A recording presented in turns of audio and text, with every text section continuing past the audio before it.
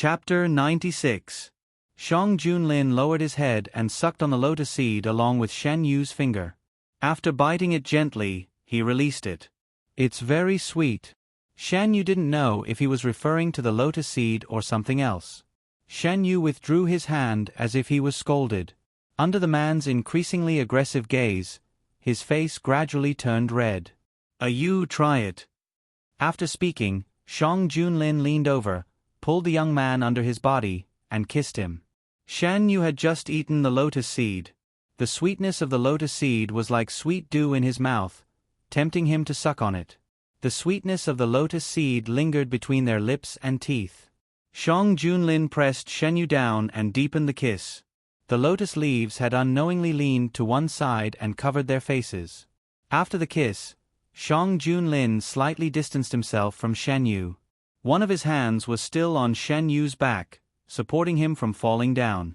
Shen Yu was panting slightly, and there was a touch of rouge at the corners of his eyes. Shang Junlin's eyes became darker and darker. You? Shen Yu felt Shang Junlin's interest and turned his head. Your Majesty, Eunuch Meng and the others are still on the shore. You, if you lower your voice, they won't find out. Shang Junlin raised his hand and brushed away Shen Yu's messy hair. His fingers lingered. No. Shen Yu refused without thinking. Your Majesty, how many days do you want me to lie down this time? This time, I won't do it like last time, okay?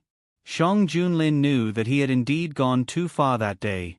Except for not really going in, Shen Yu had been bullied by him from top to bottom. Shen Yu looked around. The place where they were was surrounded by lotus leaves, far from the shore. No one on the shore could see what they were doing. Didn't the imperial physician say that your Majesty should control yourself? Recalling that night, Shen Yu didn't want to agree. He was not averse to this kind of thing, but if it was like last time, then forget it. His body could not withstand Shang Junlin's torment. You, how long has it been since I last messed with you? Shang Junlin lowered his head and rubbed against the young man like a big clingy dog. Shen Yu was annoyed by him. The two of them were so close together that any of their reactions would be easily detected by the other party. Shang Junlin sensed something and leaned on Shen Yu's shoulder, laughing softly. You wants it too, doesn't she? I don't want to. Shen Yu glared at him. If he hadn't rubbed against him, would he have become like this? Okay, I promise, just once, okay? Shang Junlin did not give up. His warm breath sprayed on Shen Yu's neck. Shen Yu had no choice but to relent. Only once, with your hands. Like a dog that had eaten meat, Shang Junlin's eyes suddenly lit up. The unrowed boat swayed gently, ripples of water rippling under the boat. Shen Yu bit her lips to prevent the sound from overflowing. The man's lips lingered on her neck, all the way up, swallowing all the sound into his stomach. The sun gradually set in the west. The palace servants waiting by the shore looked anxiously at the center of the lake from time to time. Mu Shi looked anxiously for a while and asked, Eunuch Meng, do we need to find Her Majesty and Gue Jun? It had been so long, why was there no movement at all? Eunuch Meng could not make up his mind. Without Her Majesty's orders, they could not act rashly. Wait a little longer. If Her Majesty and Gue Jun do not come out before dark, we will send people to find them. Shen Yu's body moved up and down with the rocking of the boat. She struggled to avoid the man's kiss. Her Majesty said that she would only... I didn't lie. You, be good, come closer. Shang Junlin nibbled the delicate skin on Shen Yu's neck and coaxed in a hoarse voice. He didn't lie, but it took a little longer. Shen Yu was so angry that she bit Shang Junlin. The man paused for a moment, then became even more ruthless. Just as Eunuch Meng was hesitating whether to send the guards to find them, a small boat slowly appeared in front of them. Eunuch Meng took the lead to welcome it. Shang Junlin carried the young man wrapped in a black robe and got off the boat. Eunuch Meng quickly ordered people to stop the boat and walked behind Shang Junlin. Your Majesty, go back first. The man's voice was full of satisfaction. Eunuch Meng tactfully stopped talking and followed behind Shang Junlin with his head lowered. Inadvertently, he saw an arm hanging down from the black robe. The white skin was covered with red marks. Eunuch Meng hurriedly looked away and did not dare to look any more. Shan Yu was not asleep. His leg only hurt. What surprised him more was that Shang Junlin actually carried those small bottles with him. "Why did your majesty bring these?" Shan Yu half leaned on the bed and played with the jade bottle in his hand. He took it out from Shang Junlin's robe. One bottle was fine, but Shang Junlin actually brought several bottles. The jade bottle was thin and long. As it was played with by the fair and slender fingers, it seemed to have some kind of arousal. Shang Junlin thought of the pair of hands that held him just now. The skin on the palms was tender and slightly cold to the touch. He was addicted to the taste. "Your Majesty?" Seeing that he was distracted, Shan Yu stopped what he was doing. Shang Junlin coughed softly. "I just thought that it would be more convenient to carry it with me." What was convenient? Shan Yu did not want to think about it. Shang Junlin suddenly reached out and held Shan Yu's hand. Together with the bottle in his hand, he wrapped it in his palm. Do you feel uncomfortable now?" "I'm fine. Except for a few places." This time, it was indeed fine. When he woke up the next day, Shan Yu was in good spirits. Except for some places that were still a little uncomfortable, compared to the last time, there were no sequelae. "Young master, Her Majesty sent people to deliver a lot of lotus seeds." She led people to move the lotus seeds into the room. There were indeed a lot. Shan Yu counted silently. It was enough for him to eat for a few days. Shang Junlin was still worried about Shan Yu, so he called Imperial Physician Gu over the next day. "Your Majesty's body is fine," Imperial Physician Gu said after taking his pulse. Shan Yu also felt that he was fine. "I told you that there was no need to trouble Imperial Physician Gu to make a trip. Let Imperial Physician Gu take a look. I'm more at ease." After that, Imperial Physician Gu was invited to the study to ask about Shan Yu's physical condition in detail. In the middle of the night, Shan Yu was awakened by the noise. Shang Junlin patted his back. "I'll go take a look. You can continue sleeping." After that, Shang Junlin put on his coat and went out. Shan Yu lay down for a while but couldn't fall asleep. He simply sat up and asked Mu Shi to light the lamp. "What's the situation outside?" "It seems that a minister's residence caught fire." Mu Shi had been waiting outside the room. She heard the news from a palace servant. How could it catch fire? The emperor and important ministers of the imperial court lived in the palace. Which one of them wasn't a noble? The servants were always very careful. It was almost impossible for such a big accident to happen. Shan Yu put on a cloak and walked outside. At a glance, he saw the blazing fire. This direction seems to be the residence of a certain aristocratic family. Shan Yu muttered, "It's the residence of the assistant minister of the Ministry of Revenue." "Why did you come out?" Shang Junlin walked in from outside and directly pulled Shan Yu into his arms. At night, the temperature in the palace was low.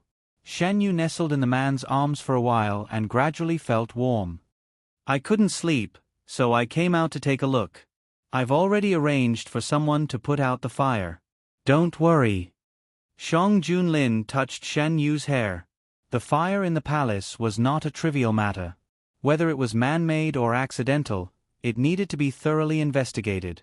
Shang Junlin sent Shan Yu back to his room to continue resting. He went to meet the ministers. The Prime Minister and others had been waiting in the study for a while. After Shang Junlin came in, he sat in his seat and knocked on the table. "What do you think of tonight's incident?"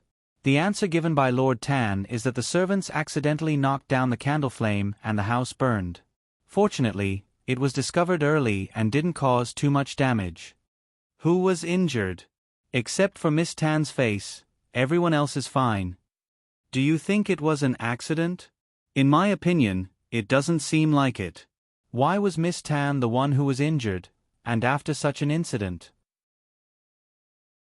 Because Shang Junlin wanted to punish the chicken to warn the monkey, he didn't hide what happened that day from the public. Now, only a few days after the incident, Miss Tan almost died in the fire.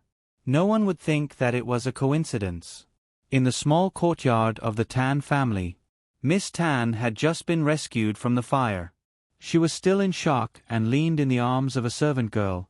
She knew better than anyone that tonight's fire was not an accident. If she hadn't been on guard, she wouldn't have been able to walk out alive. She touched the untreated wound on her face, and her eyes were obscure. "You're so embarrassing. You even embarrassed yourself in front of His Majesty. If you don't have the life, don't have such ambition. In the end, you'll only implicate us." The Tan family's legitimate daughter looked at Miss Tan condescendingly. Her tone was full of sarcasm. "You're really lucky to be able to escape from such a fire." Miss Tan silently clenched her fists. "Father, in my opinion, we should just send away those careless servants. No one was injured anyway." The Tan family's legitimate daughter had always disliked her younger sister, who was born of a concubine. It wasn't because of the difference between legitimate and concubine, but because her good sister was like her yin-yang. They liked to pretend to be weak. Every time she did something wrong or wanted something, as long as she put on a bullied face, she would get what she wanted. This time, she was even more daring. She went directly to His Majesty and didn't even look at herself. She dared to covet that position. The result was that the Tan family became the laughingstock of everyone. "All right," the Assistant Minister of the Ministry of Revenue scolded. "Call a doctor for your sister to look at her face." The Assistant Minister of the Ministry of Revenue didn't want to look at this disgraceful daughter and left with a flick of his sleeve. When he thought of explaining these things to His Majesty, he had a headache. But he couldn't not go.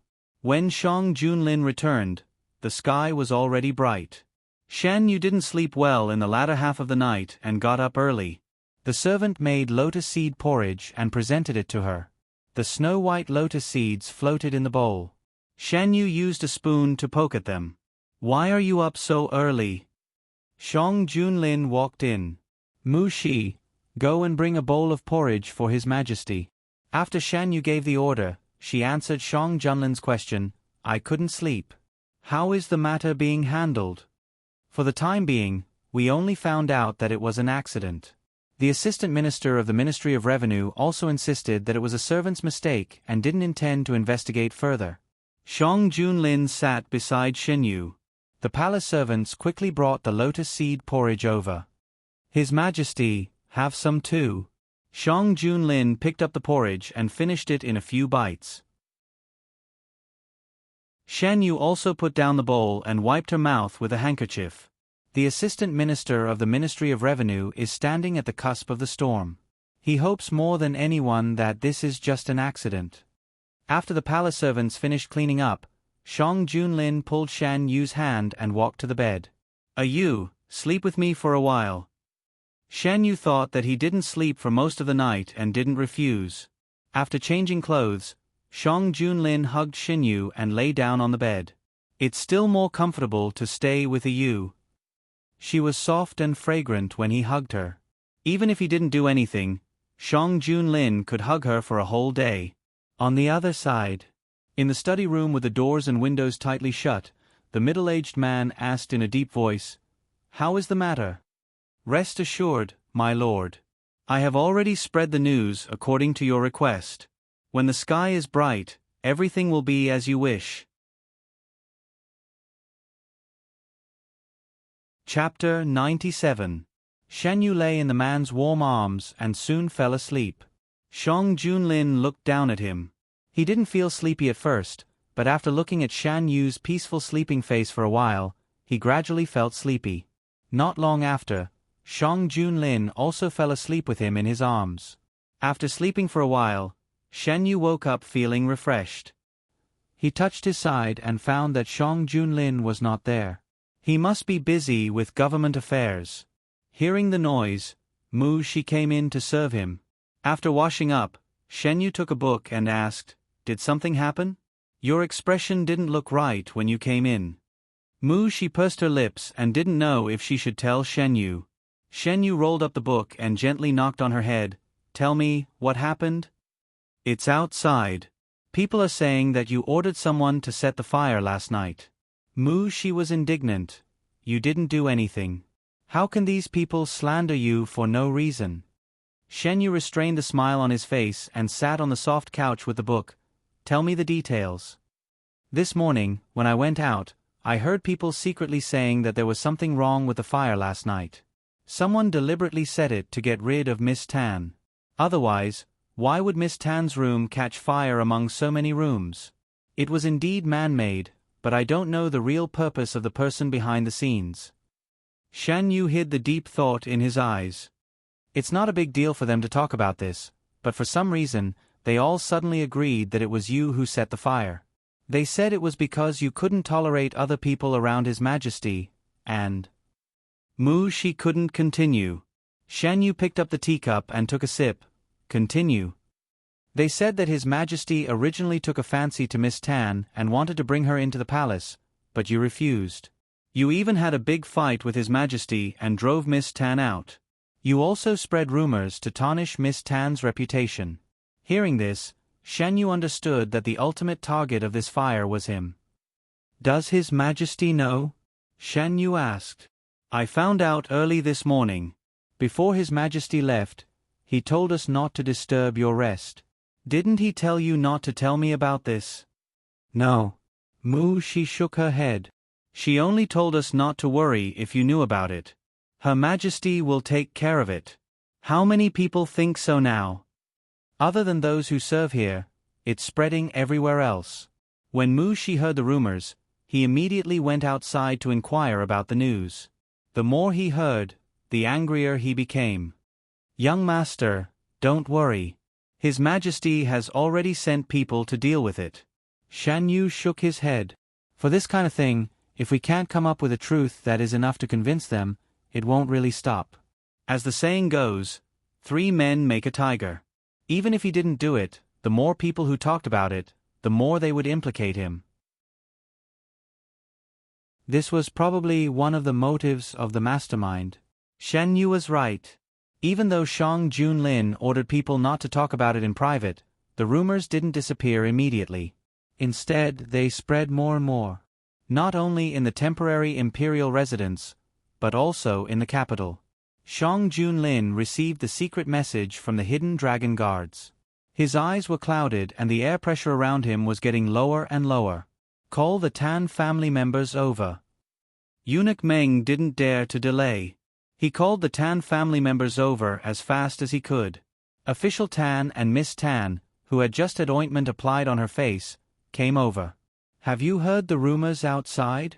Shang Junlin sat on the throne and said coldly, Your Majesty, I am innocent. Official Tan knelt down in fear. I don't know where the rumors came from. I can swear that I didn't do it. I don't know anything. Miss Tan knelt down silently and didn't say anything. Is that so? Shang Junlin's voice was indiscernible. Then why did the rumors come from the servants of the Tan family? I really don't know. Your Majesty, please understand. Official Tan kowtowed heavily. There was only fear in his heart. When he heard the rumors, Official Tan's heart turned cold. Even if he was given 10 guts, he wouldn't have dared to spread such rumors.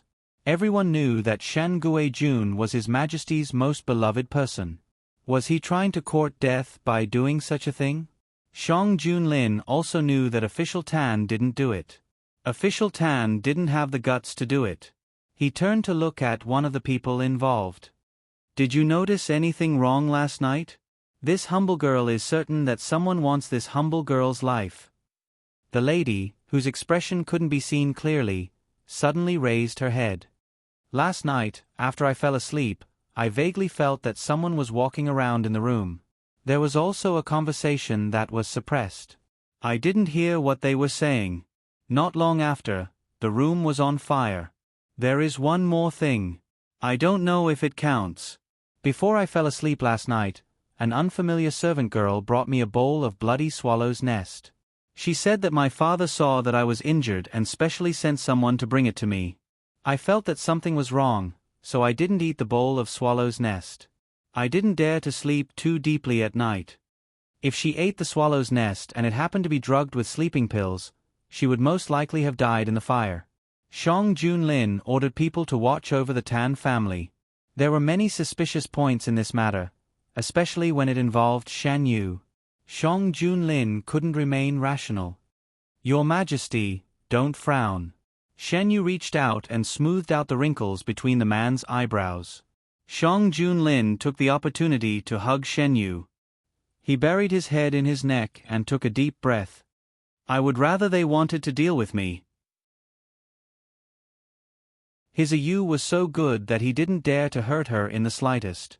Those people were bold and directly used such a vicious method to deal with him. The more Shang Junlin thought about it, the lower the pressure around him became.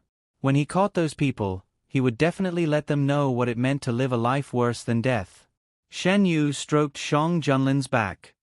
All right, Your Majesty, don't be angry. There is nothing to be angry about. It was just slander. What kind of words had he not heard before? When he worked for King Yu in his previous life, he had been scolded by all kinds of people. Compared to that, this was nothing. I won't allow them to talk about a Yu like that. A Yu is so good. How can I let them slander her? They don't deserve it. Shan Yu's heart warmed. She relaxed in the man's arms. Does Your Majesty know who did it? Shang Junlin didn't have many clues. Your Majesty, do you want to know who did it? Shan Yu blinked her eyes. A Yu knows? Shang Junlin raised his head and looked at him curiously. I don't know now, but I will know soon. Shan Yu smiled and whispered into Shang Junlin's ear. A Yu is really... Shang Junlin laughed. Your Majesty, just do what you need to do. As for the rest, you just need to lend me a few hidden dragon guards. This matter was not only limited to the officials on the surface. Shang Junlin had also instructed the hidden dragon guards to investigate. The Tan family was placed under surveillance, and every servant was interrogated. Their hard work paid off. They finally found a clue. The rumors became more and more intense. It was to the point where they could hear people talking about it everywhere they went. Everything is going according to your expectations. I believe that in time, your wish will come true. The subordinate complimented him. You have done well this time. After this matter is settled, the things that I promised you will belong to you. Thank you, Your Majesty. The subordinate was delighted. You may leave. Keep an eye on the situation outside. Yes.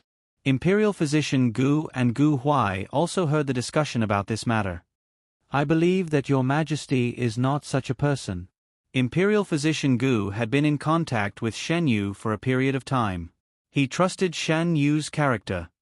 Brother is right. If Your Majesty really wants to deal with Miss Tan, why would he use such a stupid method? In the short period of time that they had spent together, Gu Huai clearly understood that Shan Yu was not a fool who would do such a stupid thing because of jealousy. It is probably to sow discord between Your Majesty and Your Majesty. Your Majesty has been in the palace for so long and has always dominated Your Majesty. Your Majesty also dotes on Your Majesty and refuses to take in concubines. Those who want to send their daughters to stabilize their status can no longer sit still. Imperial physician Gu sighed. I don't know if Your Majesty will believe Your Majesty. Those people don't think about it. If Your Majesty doesn't like them, what's the use of sending them into the palace? They will not get any benefits and will be implicated instead. Gu Huai was very disdainful of this kind of behavior that used women to gain status and power. It is a pity that some people are blinded by power and will never understand this point. Gu Huai nodded in agreement. The people behind the scenes wanted to wait until the day when Shan Yu would be neglected by Shang Junlin. Unfortunately, after waiting and waiting, Shan Yu and Shang Junlin got along as usual. Even Shang Junlin was more clingy than before because he was worried about Shan Yu. This was different from what he had imagined. When the people behind the scenes saw the news from their informants, they were so angry that they wanted to vomit blood. Darren, Your Majesty summons you. A servant's voice came from outside the room. He hurriedly put away the letter beside him and strode out of the room. When he arrived, he found that there was no one else except for Shang Junlin and Shan Yu. Your Majesty, Your Majesty. Shang Junlin didn't say anything, so he could only kneel. Gradually, uneasiness surged in his heart. Darren E., I don't think there is much hatred between you and me, right? Shan Yu's calm voice broke the silence. Darren Yi's heart palpitated. I don't know what your majesty is talking about. Otherwise, why would Darren E. commit arson and injure people and point all the evidence to me? Shan Yu looked at him calmly. The uneasiness in Darren Yi's heart gradually increased. He forced himself to remain calm and said, Even if you are your majesty, you can't slander a court official. He did it very cleanly. Even if he gave himself away, he would only point all the evidence to Shen Yu. It would be impossible for him to be discovered. Whether it is the truth or slander, Darren E knows better than anyone else. If you don't want people to know, don't do it in the first place. Shen Yu stood up and walked in front of the kneeling man. Darren E has read so many books. Don't you understand this simple principle? It seems that Darren E still refuses to admit it. Shan Yu sighed in distress. Darren E is so confident that we won't be able to find any evidence? Darren E stiffened his neck and didn't speak. In fact, we won't be able to find anything. Who asked Darren E to personally send the evidence to us? The blood swallow's nest is such a precious tonic. Darren Tan would never give it to a concubine's daughter who brought shame to the family. Not every aristocratic family has the E family's background. Of course, one swallow's nest doesn't mean anything. What if we add this? Shan Yu took out a rolled-up piece of paper from his sleeve. There was a special pattern printed at the end of the paper. It was used by Darren E to send messages to the capital. How did you get this? Darren E reached out to take it, but Shen Yu withdrew his hand. Now you are willing to admit it?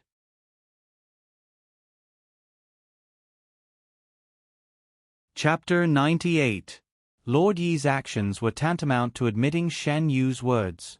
His expression changed again and again as he slowly retracted his hand. He had seen the seal on the paper very clearly. It was used to contact the people in the capital.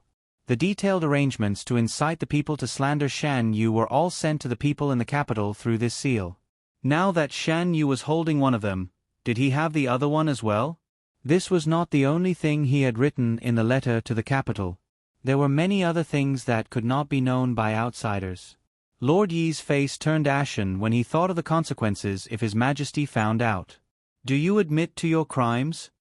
Lord Yi, who had been immersed in his thoughts, was startled awake by the cold voice. He looked forward in panic. After a moment, he kowtowed heavily. I admit to my crimes. As expected, Shen Yu put away the letter in his hand and walked slowly back to Shang Junlin's side. He sat down. Why are you targeting me? As far as I know, the Yi family has no plans to send their children into the palace. After the incident with the Tan girl, Shang Junlin had sent people to investigate which worlds had taken action. The Yi family was not among them.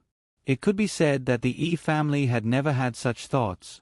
Lord Yi was silent. Shan Yu cracked his fingers. Let me guess. It's because of Yi Jianming?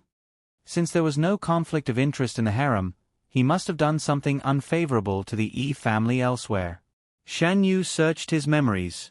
This was the only thing that matched. Yi Jianming was stripped of his imperial results and will never be able to become an official. Your family spent a lot of effort to nurture him. Unfortunately, before he could do anything for the family, he was abandoned. You were unhappy and targeted me. Do you think that if I had not appeared at the Chonglin banquet, His Majesty would not have punished Yi Jianming? Shan Yu's every word pierced through Lord Yi's heart. He had never failed like this in his entire life. Yi Jianming was the child he valued the most. He liked him the most among the younger generation of the Yi family. Yi Jianming's intelligence was not inferior to others. He had high hopes for his successor, but because of a small matter, he was ruined. How could he take this lying down? After that incident, although Yi Jianming did not suffer any physical injuries, the child's mental state had undergone a huge change. He was muddle-headed all day long and did not look like a young master of an aristocratic family at all. As for the people who went to the Chonglin banquet with Yi Jianming, of course, he did not let them go. They were just some small family clans that relied on the E family. It would be easy to deal with them. Since your Majesty and your Highness already know everything, I have nothing more to say. Lord E slumped to the ground. Shan Yu was not surprised that they would make a move against Jiang Huiqing, who seemed to have no foundation at all. The imperial court was like this. It was always accompanied by mutual deception, open strife and covert struggle. Political opponents fought to the death. The imperial court seemed to be stable now, but it was the result of Shang Junlin's efforts to balance the situation. I want to know, how did your Highness get the letter? The thing that made Lord Yi unable to quibble was the rolled-up letter that Shan Yu took out. He would only choose his most trusted subordinates to send letters. Once they found out, they would destroy the letter at all costs. No one else knew how the letter was sent. How did the letter end up in Shan Yu's hands? Lord Yi was puzzled. You're asking about this? Shan Yu's eyes swept downwards. What do you think? Lord Yi was taken away by the guards waiting outside. Before he left, he did not get a reply from Shan Yu. Of course, Shan Yu wouldn't tell him that he was the one who used the letter to scare him. A Yu's imitation skills are really good. Shang Junlin's hand reached into Shan Yu's sleeve and took out the letter that made Lord Yi's expression change greatly. His fingertips slid across her soft skin, causing her to tremble. Shang Junlin hugged Shan Yu from behind. Then, he wrapped his arms around her waist and stretched them forward to unfold the letter. If Lord Yi was here and saw the letter being unfolded, he would definitely scold them for being shameless. Besides the pattern that Shan Yu drew at the end of the letter, there was nothing else on the letter. In the beginning, they did not have any clue about the mastermind behind this incident. Later, Shang Junlin listened to Shan Yu's suggestion and asked the hidden dragon guards to secretly search for the mastermind behind this incident. They really caught the person who delivered the message. However, when the person realized that he had been discovered, he immediately destroyed the letter. The hidden dragon guards brought back the news and the destroyed letter. Shan Yu pieced together the pattern and created a similar letter. However, a fake letter was still a fake. If Lord Yi was not distracted by Shan Yu's words, he might have realized that something was wrong. Unfortunately, there was no if. The rumors in the capital have been controlled. Now that the mastermind has been found, it's time to deal with the situation in the palace. If Shan Yu did not want to lure the mastermind out, Shang Junlin would not have allowed the rumors to circulate in the palace for so many days. How does your Majesty plan to deal with this? Shan Yu's wrist was held. The man's calloused fingertips caressed the inside of his wrist, causing him to feel numb. If it was in the past, Shang Junlin would definitely kill the person who spread the rumors. However, he knew that Shan Yu did not like this. After a moment of silence, he asked, "How does you plan to deal with them?" Shan Yu turned and looked at Shang Junlin. "Your Majesty can do whatever you want with the leaders. As for the rest of them, they will be fined 1 year's salary as a warning to others." The rumors disappeared as quickly as they appeared. In less than half a day, no one in the palace dared to talk about it anymore. As for the capital, Shang Junlin had already ordered people to suppress the rumors. The people in the capital were not as gullible as Lord Yi thought. After what Lord Yi had done spread to the capital, everyone was enlightened. I said before that Lord Yi would not do such a thing. Look, the results are out now. Lord Yi was indeed framed. This Lord Yi, could it be that he is related to Yi Jianming, who was jealous of a poor student and wanted to get his results revoked? They both have the surname Yi. What do you think? No wonder he wanted to slander Lord Yi. If it was not for Lord Yi, that poor student would have been bullied by others. His words were met with agreement. There were many aristocratic families in the capital, but there were even more ordinary people. These aristocratic families were used to being superior and thought that they were superior. The ordinary people did not have a good impression of them. Compared with the aristocratic families, they were more likely to bring in poor students. Not only this, have you forgotten that fraud was discovered in time before the imperial examination? It was Lord Yi who discovered it first. Lord Yi is so considerate. How could he kill a woman because of jealousy? When those words were first spread, I felt that something was wrong. Before Lord E entered the palace, His Majesty's harem did not have many women. After Lord E entered the palace, His Majesty said that he only wanted Lord E in this life. How could he like another woman in the blink of an eye and take her into his harem? If His Majesty really wanted to, his harem would have been full. A few years ago, the ministers did mention this matter. Don't you think it is suspicious? So there is no such thing as His Majesty taking in new people. Since there is no such thing, Lord Yi's jealousy and arson cannot be established. I have a cousin who works in an aristocratic family. Did you know that a few days ago, the aristocratic family was reprimanded by His Majesty? The reason was that a woman from an aristocratic family deliberately got close to His Majesty and was punished.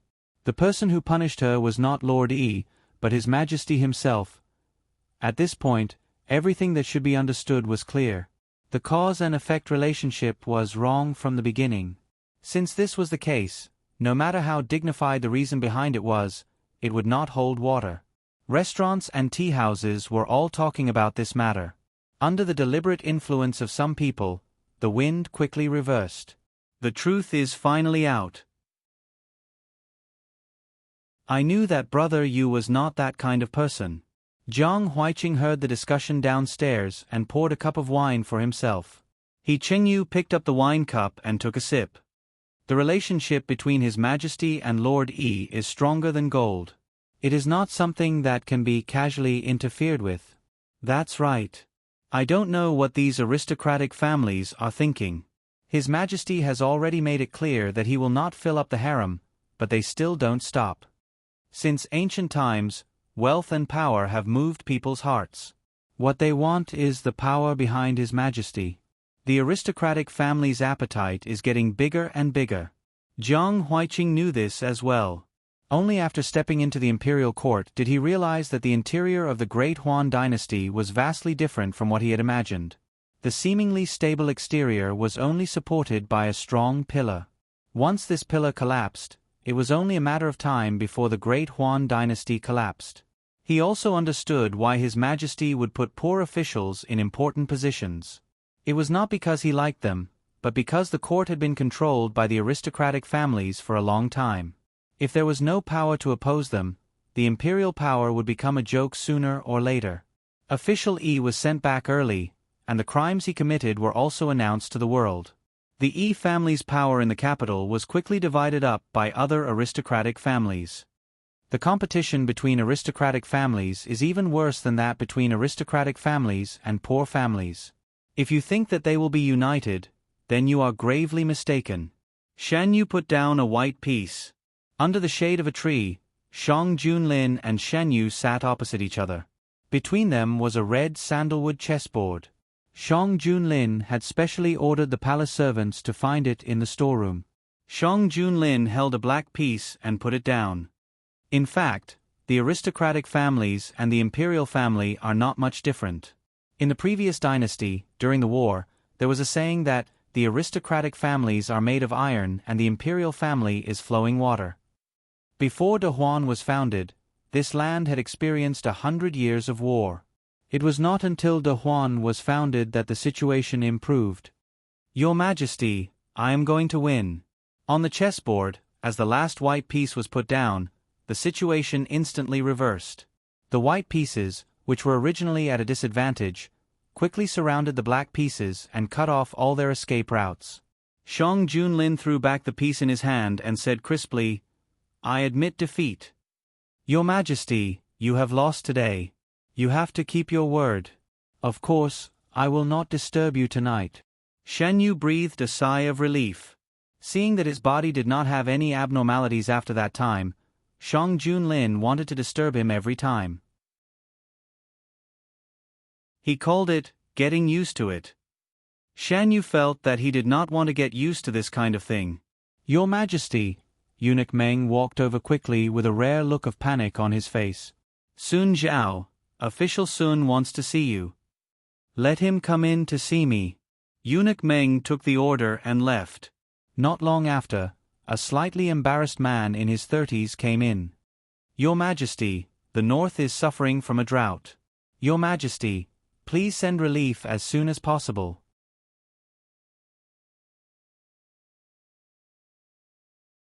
Chapter 99. Subei was the name of several cities in the northern part of the Great Huan dynasty. In the early years, Shang Junlin had left some men there to fight. Later, when he returned to the capital and shifted his focus, he did not completely let go. Officials like Sun Zhao were all arranged by him to stay in Subei. What's going on? Shang Junlin did not receive any news of the drought in Subei.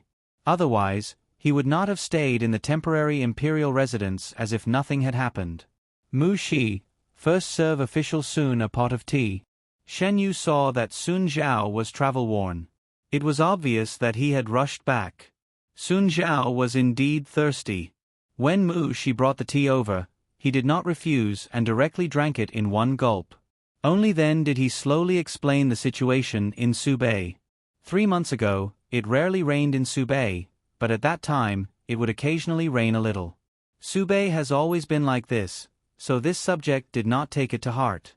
Until a month ago, Subei began to have continuous sunny days. For a month, there was not a single drop of rain.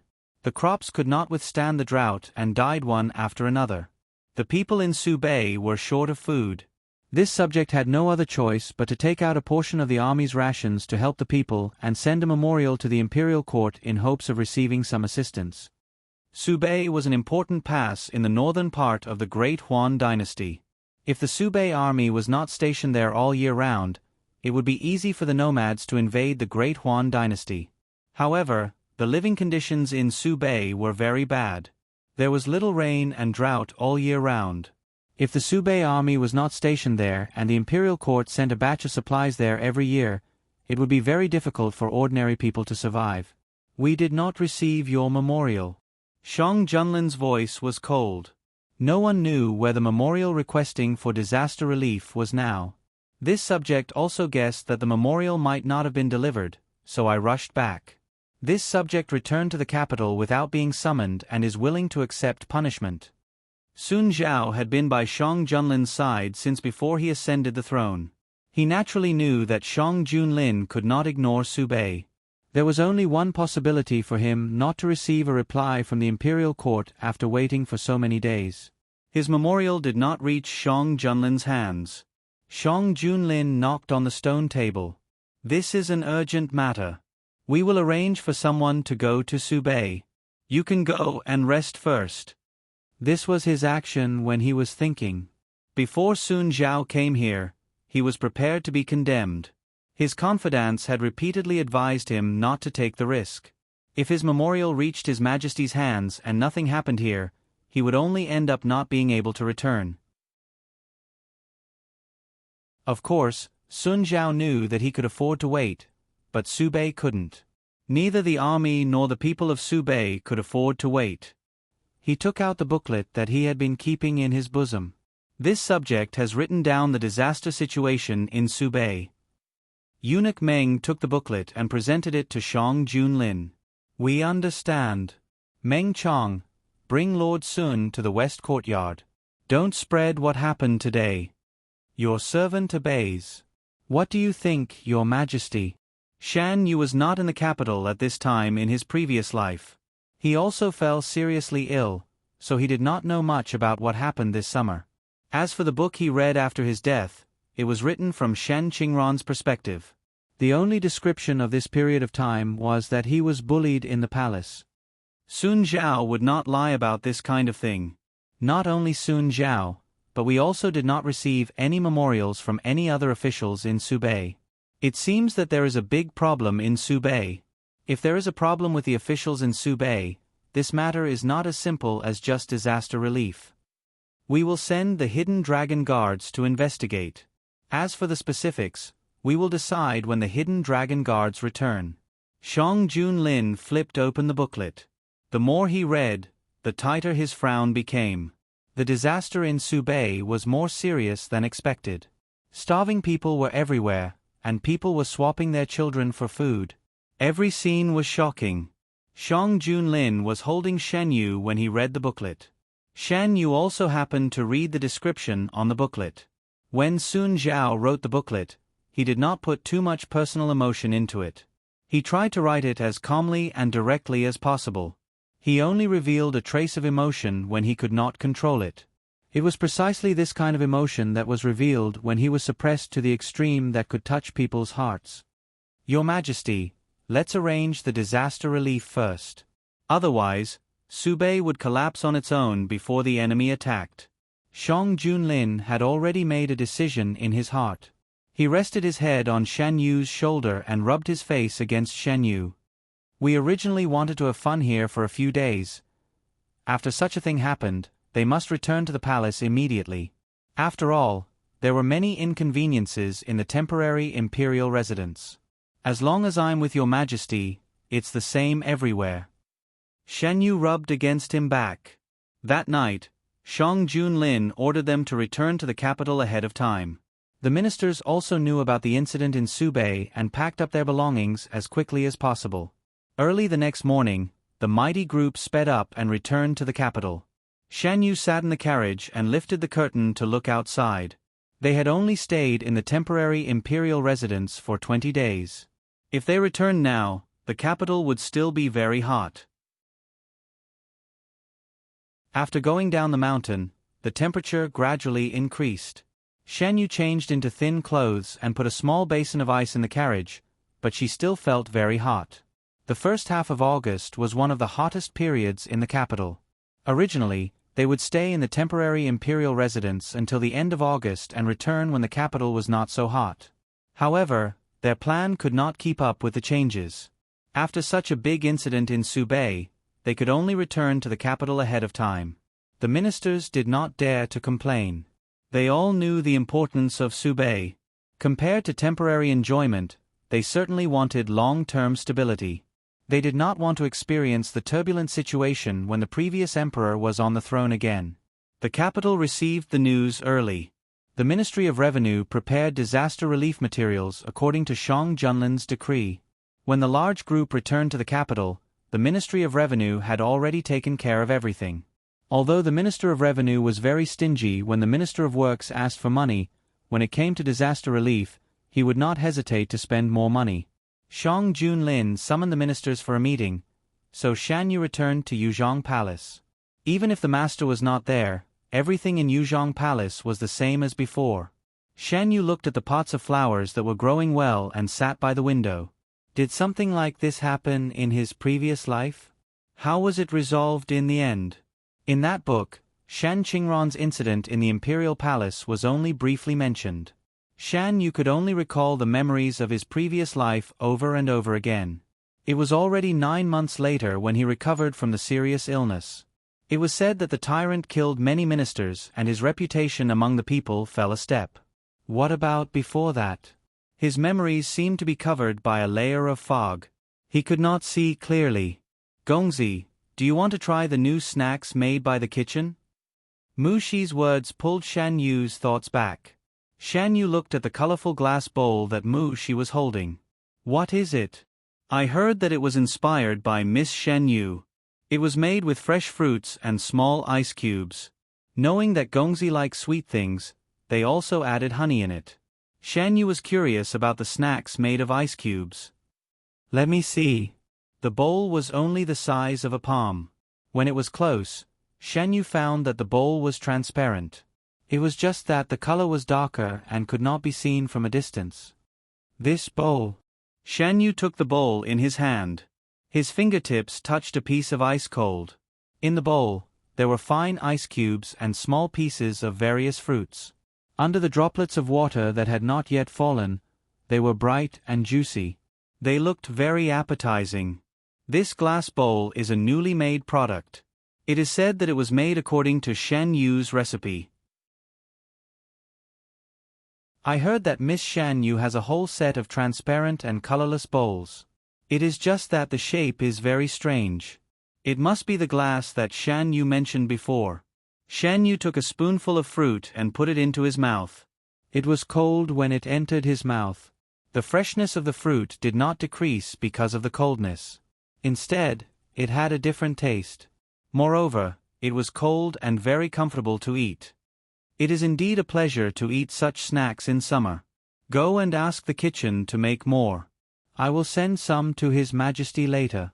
Unconsciously, Shan Yu had finished a whole bowl of snacks. He was somewhat unsatisfied, but he also knew that his body did not allow him to eat more. Yes.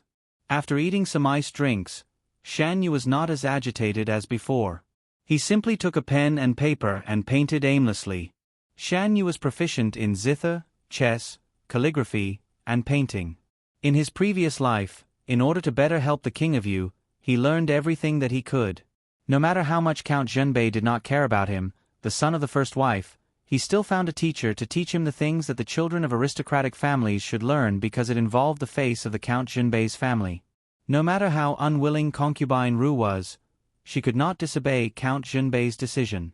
Later, in order to win over the reclusive great scholars, Shan Yu put in a lot of effort and learned these things to the extreme.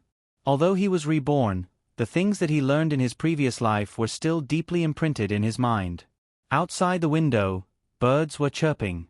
Inside the room, the young man in blue was sitting by the window and concentrating on painting.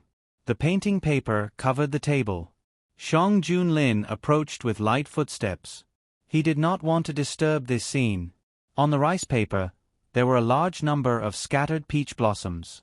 It seemed to be without any order, but if one looked carefully, one could see the abundant spring in it. When did your Majesty come? Shan Yu put down the pen and saw Shang Junlin standing by the table. Why didn't you call me? Look at how serious you are painting. Yu's peach blossoms are very beautiful. The ink was not dry, so Shang Junlin could only look at it in a flat position. I just painted a little. Shan Yu rubbed his wrist and stood up. He looked at the sky. He had been painting for almost 2 hours. Shang Junlin consciously walked over and rubbed Shan Yu's wrist. He was very good at doing this. Today, the small kitchen made some new snacks. They taste very good. Your Majesty, do you want to try some? Shan Yu asked Mu Shi to go to the small kitchen and get some snacks. Shang Junlin did not have a strong appetite. After Shan Yu entered the palace, he tasted a lot of new foods with Shen Yu. He knew how good Shen Yu's tongue was. Anything that could be praised by him must be delicious. Mu Shi brought over 2 glazed bowls, one big and one small. Shan Yu looked at the big bowl in front of Shang Junlin and the small bowl in front of him. He raised his eyebrows and said, Mu Shi, it's not good to side with Her Majesty so openly, right? Young master, don't make fun of this servant. Imperial Physician Gu said that you should eat less food that is too cold. A small bowl was the limit. Although Shang Junlin spoiled him, when it came to Shan Yu's health, he insisted on his principles more than anyone else. Shan Yu saw that it was hopeless to change the small bowl to the big one, so he focused on eating in his bowl. Shang Junlin found it funny. Your Majesty, why do you keep looking at me? Shan Yu looked up and saw that Shang Junlin kept looking at him. The fruit in his bowl did not decrease much. He sighed in his heart. If he did not eat, he could give it to him. Shang Junlin slowly fed him a mouthful of fresh fruit. His eyes did not leave Shen Yu throughout the whole process. The man's eyes were burning, as if he was not eating fruit, but something delicious. The man's eyes lingered on his face and lingered on his lips for a long time. Shan Yu was restless under his gaze. The coldness in his mouth could not alleviate the heat that kept surging up. Shan Yu's bowl was empty. He felt uneasy under the increasingly hot gaze, so he got up and wanted to leave.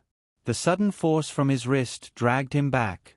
Before he could react, the man in his arms had already kissed him. Something cold was passed into his mouth. Yu, is it delicious?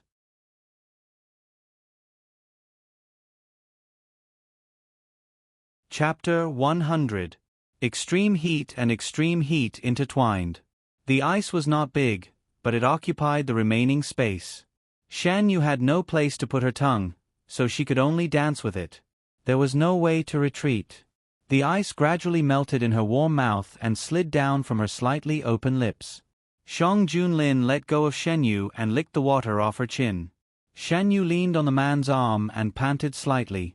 It's really delicious. The man's lips were close to Shan Yu's skin. His voice was slightly hoarse, and his words came through the gap. Shan Yu only felt that the heat on her body was getting more and more obvious. She ate ice, but she only felt heat. Your Majesty, let go of me. It's so hot. Shan Yu steadied her breathing for a while and pushed the arm that was tightly wrapped around her waist. Shang Junlin's body temperature was too high, like a big heater.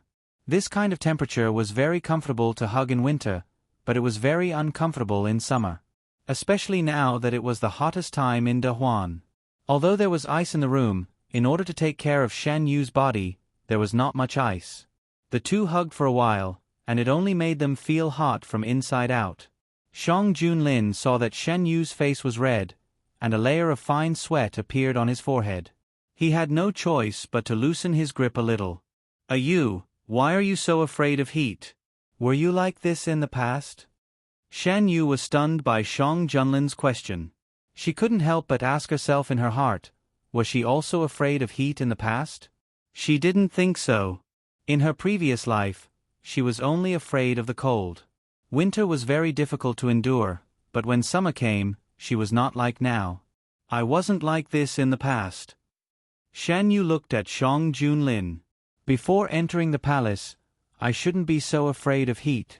Shang Junlin raised his hand and stroked Shan Yu's face. Her white cheeks were dyed light pink, and her temperature was indeed a little high. In comparison, Shang Junlin's hand was colder. It felt very comfortable to touch her burning face. Shan Yu unconsciously tilted her head and rubbed against his hand. She squinted her eyes slightly like a delicate cat.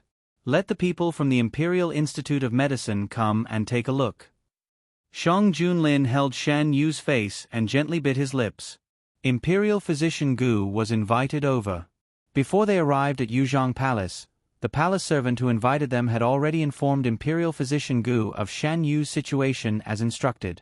The more Imperial Physician Gu listened, the tighter his brows became. There must be a demon behind this abnormality.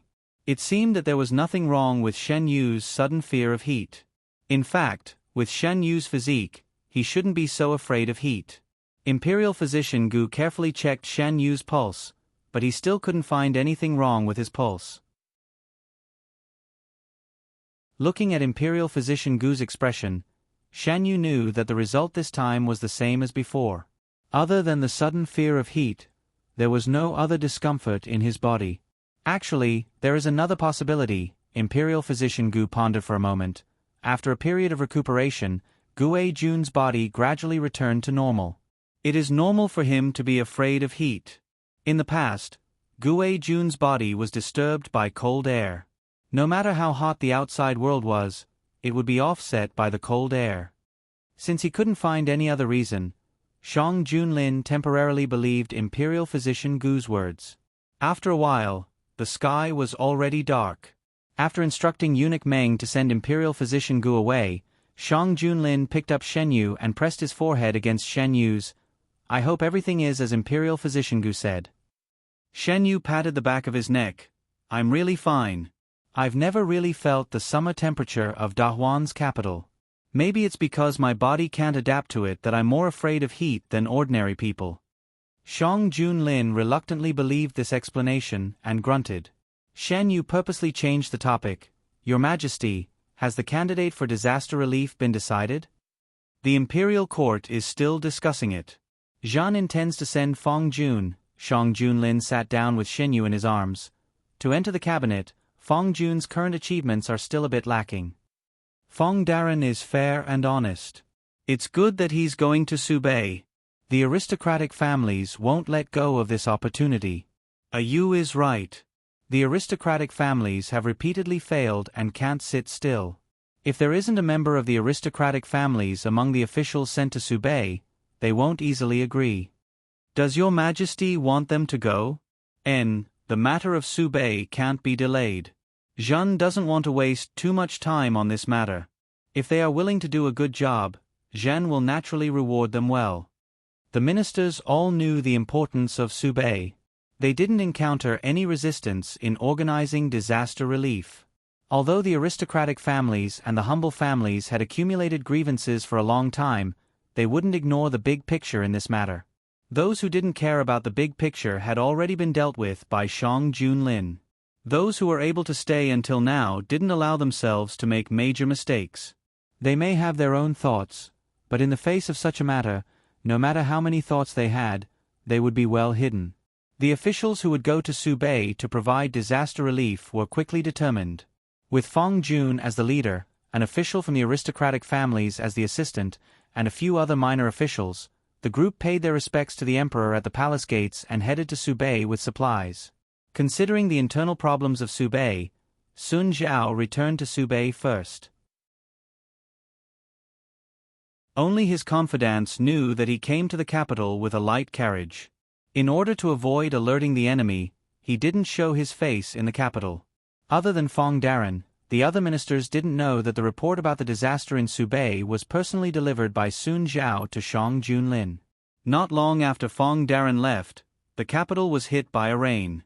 The high temperature was finally dispelled a little. After the rain, the weather was cool and refreshing. Shan Yu and Shang Junlin changed into casual clothes and left the palace. Shan Yu planned to take a look at the operation of the shops. The carriage clattered on the bluestone paved road and passed through the alleys. In the carriage, Shan Yu sat beside Shang Junlin and talked to him about the shops. Some of the shops in my hands were left to me by my mother. These shops are the same as the manor. They didn't go through Zhenbei Ho's hands and were directly handed over to me.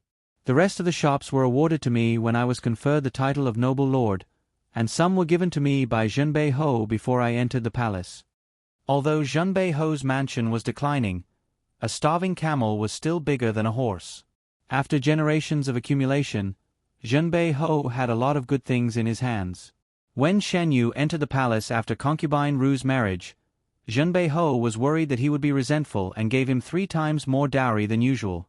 Of course, Shen Yu wouldn't refuse free things. He took as much as Zhenbei Ho gave him. I haven't seen these shops since I entered the palace. Since I came out with your majesty today, I can take your majesty to see them. Shan Yu was in a hurry when he entered the palace. After the shops were given to him, he didn't have time to check them one by one. He could only hand them over to his subordinates to handle. The account books were handed to Shan Yu through Mu Shi every month. Even if Shan Yu didn't have a chance to see them, he had a certain understanding of the situation of these shops. As the emperor, Shang Junlin had a lot of assets. There were special officials in charge of these, so he didn't need to worry about them. After a while, the carriage stopped in front of a shop that sold the 4 treasures of the study. Shen Yu and Shang Junlin got off the carriage and stood outside. They saw the words, Wan Xian Pavilion, written on the plaque. This handwriting. Shang Junlin looked at it for a moment and whispered in Shan Yu's ear, "Did you write it?" When the man spoke, his hot breath hit her earlobe. Shen Yu reached out and touched it. "I wrote it casually. I didn't expect them to use it as a plaque." "Ah Yu, when are you going to write some for me?" Shen Yu felt his fingers being rubbed by something soft. He nodded. "Your Majesty can write anything you want. Let's go in first." Although this shop wasn't on the busiest street in the capital, there were a lot of people coming and going nearby. Shan Yu could feel people looking at them from time to time. Shang Junlin chuckled and let him go. He held Shan Yu's hand and walked into the shop. As soon as they entered the shop, they could feel that this shop was different from other shops. A light incense lingered in the shop. Because they sold the 4 treasures of the study, the decoration of the shop was very elegant. Brushes, ink, paper, and inkstone were arranged in different categories. When they came in, they could directly choose what they wanted. The decoration of this shop is very novel. There were shelves that were about the height of a person in the room. The shelves were separated by a partition. Brushes, ink, paper, and inkstone were placed on the partition for people to choose from. "Customer, you have good taste. This arrangement is specially ordered by the boss. If you want anything, you can go to the special area to take a look. Look over there, that's the experience area. After you choose what you want, you can experience it there. On the other side, there's also a rest area. If you're tired, you can take a rest. The waiter in a uniform green robe introduced them one by one. Let's see it ourselves. The waiter tactfully retreated to the side. Shen Yu walked around with Shang Junlin and picked a little of each item. This paper is interesting. In front of Shang Junlin were two kinds of rice paper in light blue and light pink. The former was printed with a light green bamboo, and the latter was printed with a large piece of blooming peony. They were placed in exquisite wooden boxes. Shen Yu took a box of light blue paper and called the waiter. Where's your boss? He said that a young master surnamed Yu is looking for him. The waiter had never seen Shen Yu before, but he knew that Shen Yu and Shang Junlin had an extraordinary aura. He had been in the shop for a long time and knew that such people were either rich or respectable. He didn't dare to neglect them. Please wait for a moment, I'll go now. After the waiter left, Shang Junlin lowered his voice and asked, Did you also come up with these designs? He knew that Shan Yu had a lot of strange ideas, from big ones that could shake the imperial court to small ones that could create new snacks. Now, there was this new shop that was full of novelty. It really brought him surprises all the time. I just made some small suggestions. I didn't expect them to make the finished products so quickly. I use small suggestions often make things extraordinary. Shang Junlin tapped his forehead. Water control method, cement method, ice making method. Which one of them wouldn't cause a huge sensation? While they were talking, the shop owner quickly walked over. The shop owner was a middle-aged man in his 30s. When he heard that a young master surnamed Yu had come to the shop, he hurried outside. Young master, do you want to talk inside? The shop owner saw that Shan Yu was acting intimately with a tall man and his footsteps were almost floating. He knew Shan Yu's identity, so the identity of the man who came with Shen Yu and acted intimately with Shan Yu was self-evident. Shan Yu turned to Shang Junlin. Shang Junlin looked back at him. If a Yu wants to go, then go. Shan Yu was about to answer when a green-clothed waiter hurriedly ran over. Shopkeeper, it's not good. Those people are here again. What happened? It's nothing. Young masters, please come with me to the inner room for a while. How can it be nothing? The green-clothed waiter's face showed disgust. Those people just see that our business is better than theirs, so they often come to harass us. They don't even know how to reflect on themselves. Shut up. The shop owner sternly reprimanded. While they were talking, the noise came from afar. Oh, there are quite a lot of customers in the shop today. Boss, have you considered the suggestion I made last time?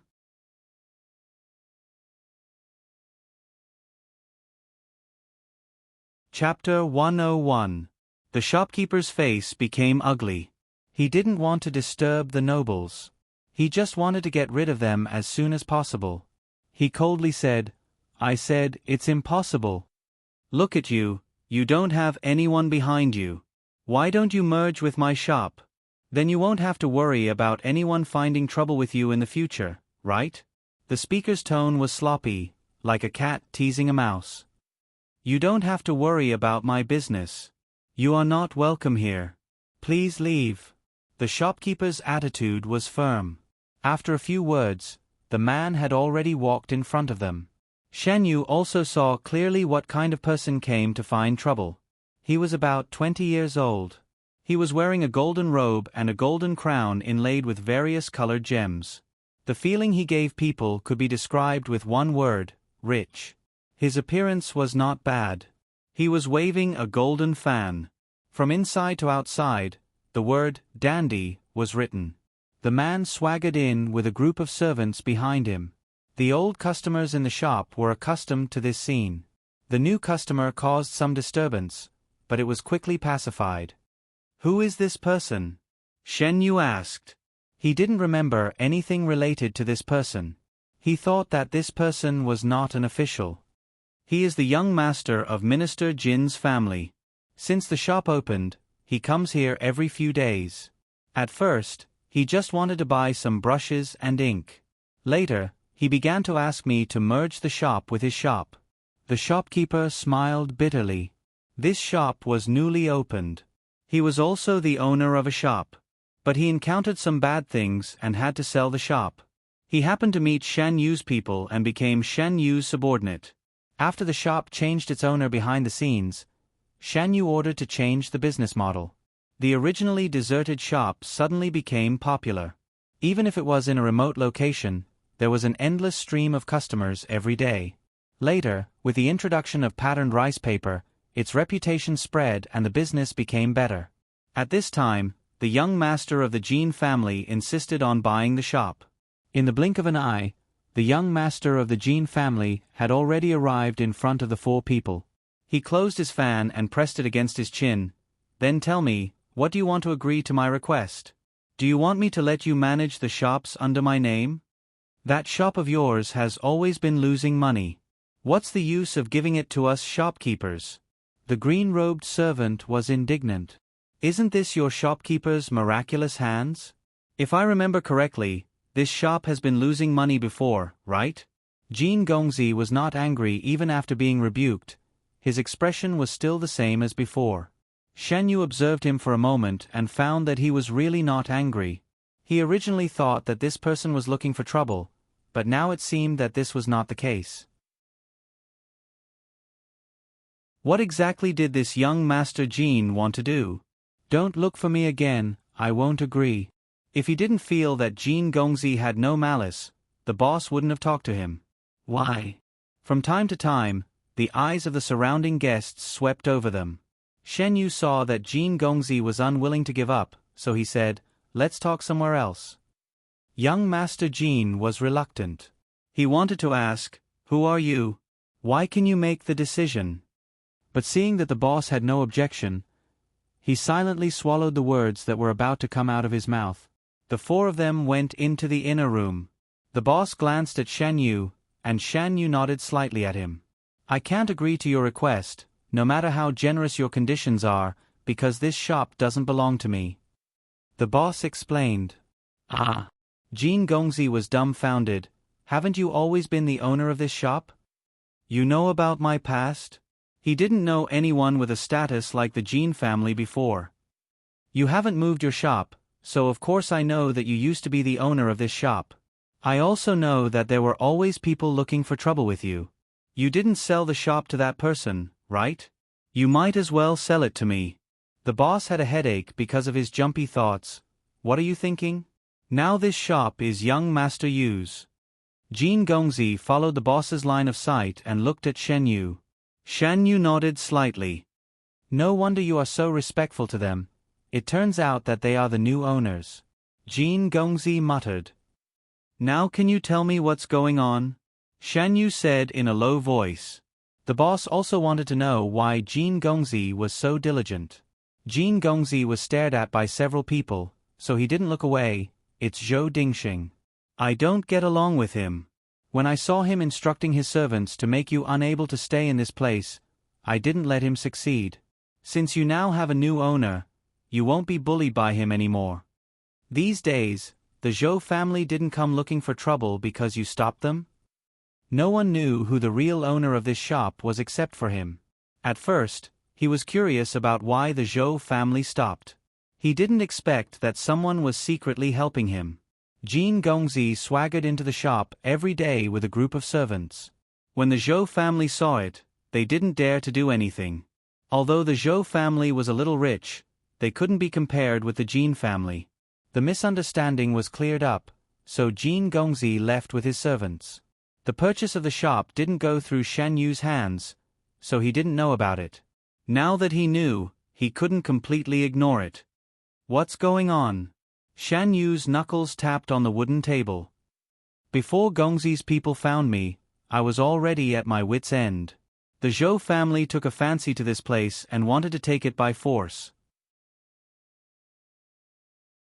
At that time, the shop's business was not good, and someone maliciously hindered it, so the old customers also ran away.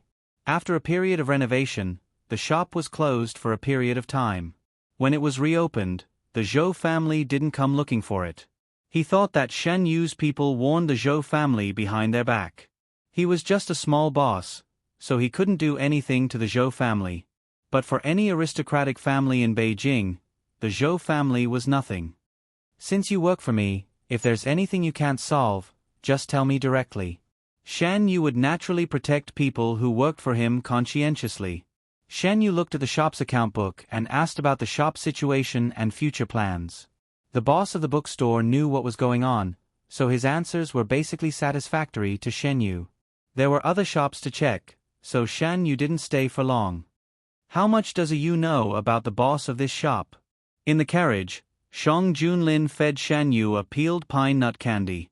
Shan Yu was greedy and asked Shang Junlin to buy the pine nut candy when they passed by a small stall just now. Shang Junlin always agreed to Shan Yu's small requests, so he got off the carriage and bought 2 packets. The pine nut candy was very sweet. Shan Yu narrowed his eyes with satisfaction. At that time, I was in the palace, so I couldn't do many things myself. So I handed them over to my subordinates. At that time, my subordinate sent me a message saying that there was a shop that needed to be sold. All the requirements met my requirements, so I asked them to buy the shop. Later, I learned that the original boss of the shop had been doing this for generations, so I let him continue to manage it. The boss's surname is Yi, and he has lived in the capital for generations. He's kind and doesn't have any bad relationships with people. As for his relationship with the Zhou family, I'm not sure. Shan Yu couldn't know everything that happened to every one of his subordinates. This person gives me a familiar feeling. Shang Junlin frowned. Maybe it's my illusion. If your majesty is worried, then let the hidden dragon guards check it out. Check on the Zhou family too. Okay. Then, the 2 of them went to the jewelry shop. This shop was located in the busiest area in the capital. There was an endless stream of people coming and going. They didn't enter the shop, but went to the backyard from the side. Among all the shops, this shop had the most beautiful accounts. It even opened a branch not long ago. Shan Yu didn't expect a woman's purchasing ability to be so amazing. After receiving the news, the shopkeeper put down what he was doing and welcomed the 2 of them in. Young master, have some tea.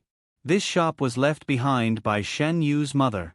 The shopkeeper was also an old man by Shan Yu's side. In the past few years, the shop wasn't doing well, and the shopkeeper felt guilty. Later on, with the prescription given by Shan Yu, he developed a new product and it became one of the most profitable shops in the capital. Only then did the guilt in his heart disappear. He worked harder and harder. Shan Yu only gave him a few new products. The shopkeeper came up with different ways to make and sell them. Some were for the ladies of aristocratic families, and some were for ordinary ladies. The former was exquisite and expensive, while the latter was cheap and expensive. Both were very popular. Shan Yu took a sip of tea and listened to the shopkeeper talk about the results. There was a trace of a smile in his eyes. You've done well. The shopkeeper was flattered. You flatter me.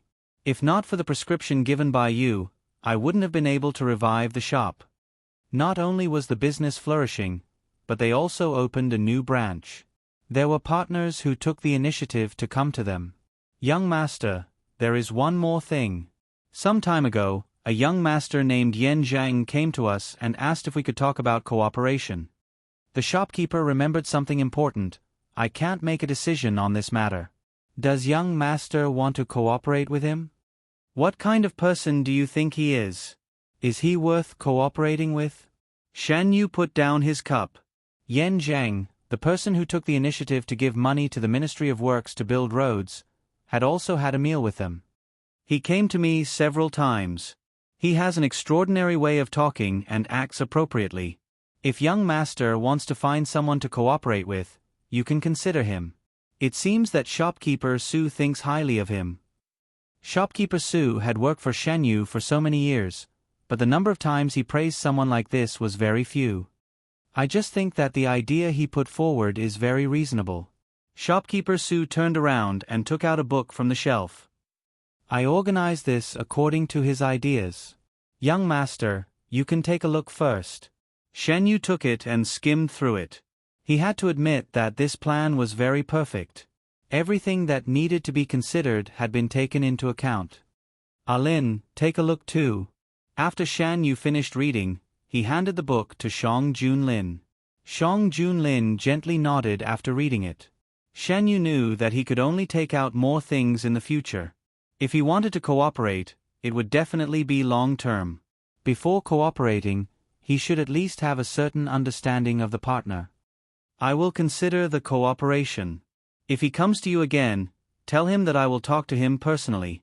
Shen Yu paused for a moment and added, before that, you should organize Yen Zheng's information and give it to me. Yes. Shopkeeper Su was surprised. He didn't expect that Shan Yu would come in person. He silently remembered this matter. In the blink of an eye, it was time for dinner. Are we going back to the palace or after dinner?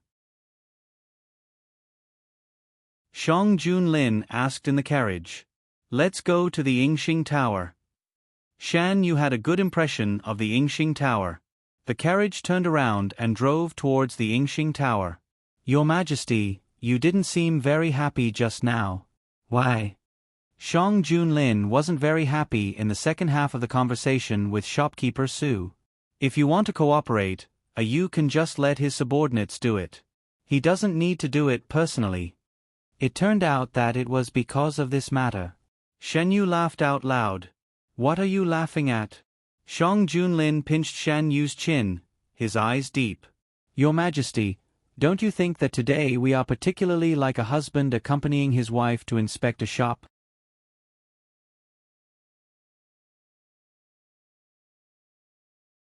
Chapter 102.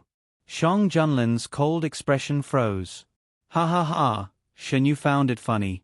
She grabbed Shang Junlin's wrist and said, Your Majesty can come with me if you're worried. Or is it that Your Majesty doesn't want me to see? I'll go with you. Without waiting for Shan Yu to finish, Shang Junlin interrupted her and stroked the delicate skin on Shan Yu's chin. Since Yu has admitted our relationship, as her husband, I should accompany my wife. Shan Yu heaved a sigh of relief when he saw that he had dealt with a person. However, before he could finish his sigh of relief, the man leaned over. Since we're husband and wife, shouldn't you fulfill the duties of a husband and wife? Her whisper disappeared from her lips. The man's breath swept over and wrapped Shen Yu in it before she could react. She felt a warm touch on her lips and her chin was clamped by a strong hand. She couldn't break free. Shan Yu was kissed by the man in his arms without any resistance. The man's kiss was overbearing and powerful. It rushed forward with an indomitable momentum, vowing to conquer every space. Under the man's powerful attack, Shan Yu was utterly defeated. The slight sound of water could be heard in the enclosed space. Their clothes rubbed against each other and made a rustling sound. The black clothes blended into the blue clothes and became one. Unknowingly, her chin was released. Shang Junlin held Shan Yu's soft waist with one hand and pressed the back of Shan Yu's head with the other. He held her tightly in his arms. When doing this, Shang Junlin was as domineering as ever. Shan Yu closed her eyes and focused all her senses on her lips. Her lips were sucked and her mouth was occupied. Under the storm, she could only drift along with the man's movements. The kiss was over. Shang Junlin still refused to let go of the person in his arms. His lips touched Shen Yu and touched her gently as if he was comforting her. Shen Yu's breathing was unstable, the corners of her eyes were dyed red, and her lips were as red as if she had applied rouge, glistening with tears. Shang Junlin's eyes darkened.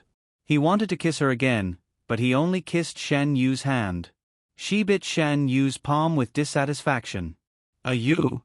If you continue to kiss me, I won't be able to see anyone later. Shan Yu's voice was muffled.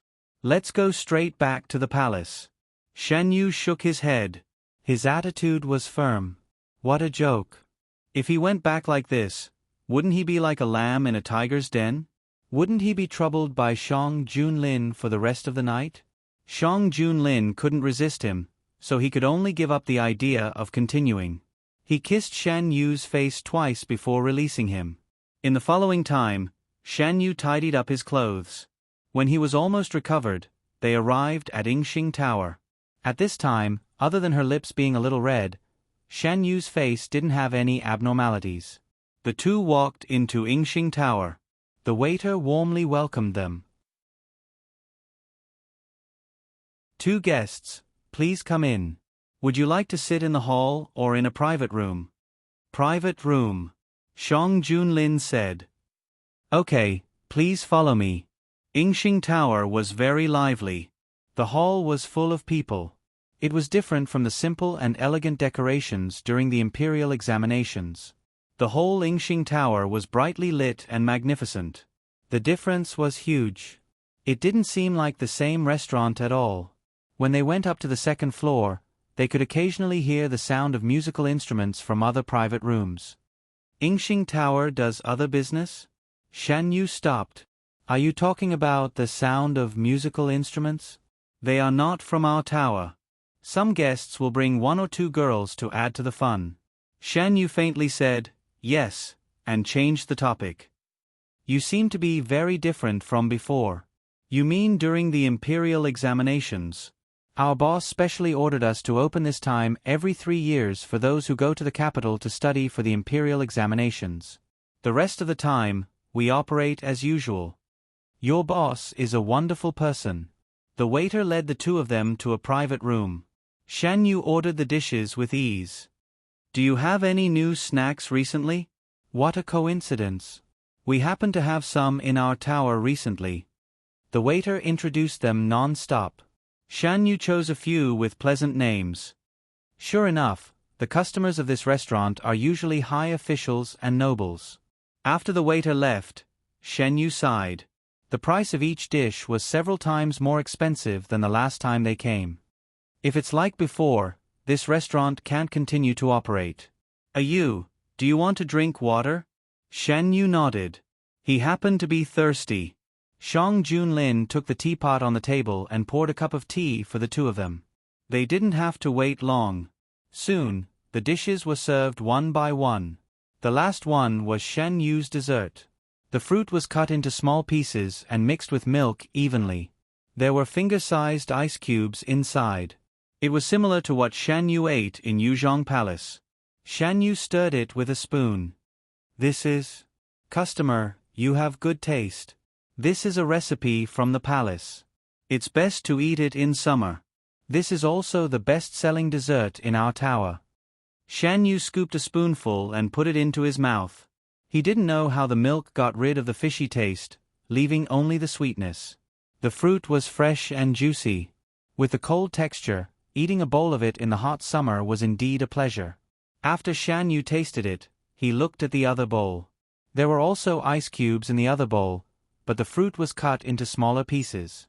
Instead of milk, there was a transparent liquid like water in the other bowl. The waiter followed Shan Yu's gaze and introduced, "There's fruit wine in this bowl. Don't worry, it's not intoxicating. Children can also eat it." Speaking of which, we have to thank the Imperial Court for selling ice at such a low price. Otherwise, ordinary people can't afford it, let alone make these desserts. The ice sold by the Imperial Court was divided into 2 categories. One was ordinary ice used to cool people down, so the price was lower. The other was edible ice, so the price was higher. However, no matter how high the price was, ordinary people could still afford it. It was not like the previous price, which was so expensive that it made people feel intimidated. Shang Junlin and Shen Yu didn't like to be served. After all the dishes were served, they sent the waiter away. Yingxing Tower's dishes were delicious. The tempting aroma greeted them. However, Shan Yu didn't pay much attention to these dishes. Instead, his eyes fell on a small bowl.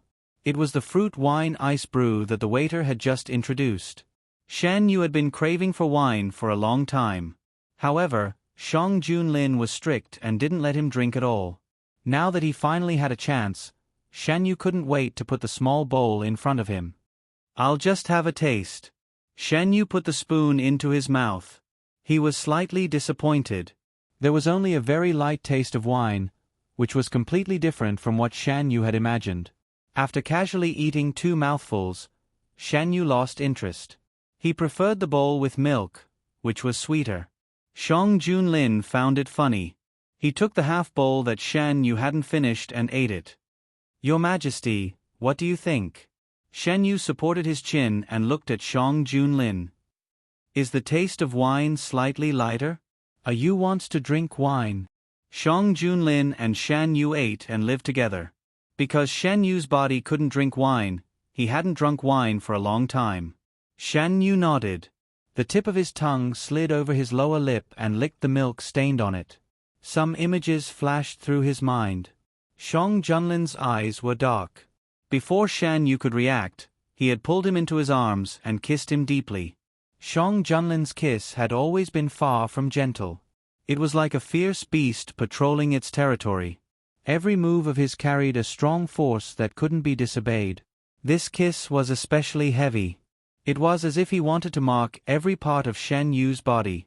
He didn't let go of any part of Shan Yu's body. The kiss was very deep.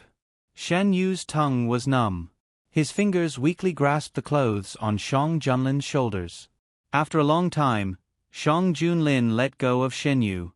His lips lingered on Shan Yu's face. Shan Yu leaned on Shang Junlin's arm.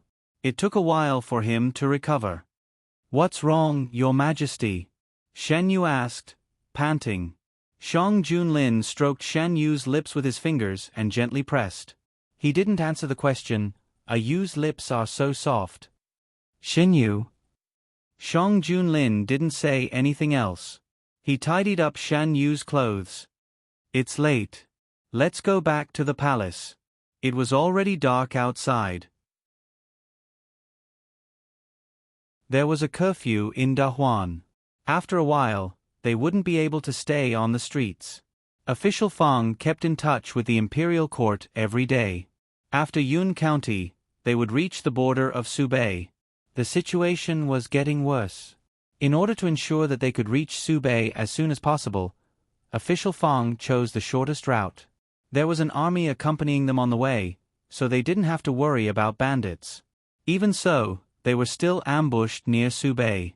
There weren't many casualties, but a batch of disaster relief supplies was stolen.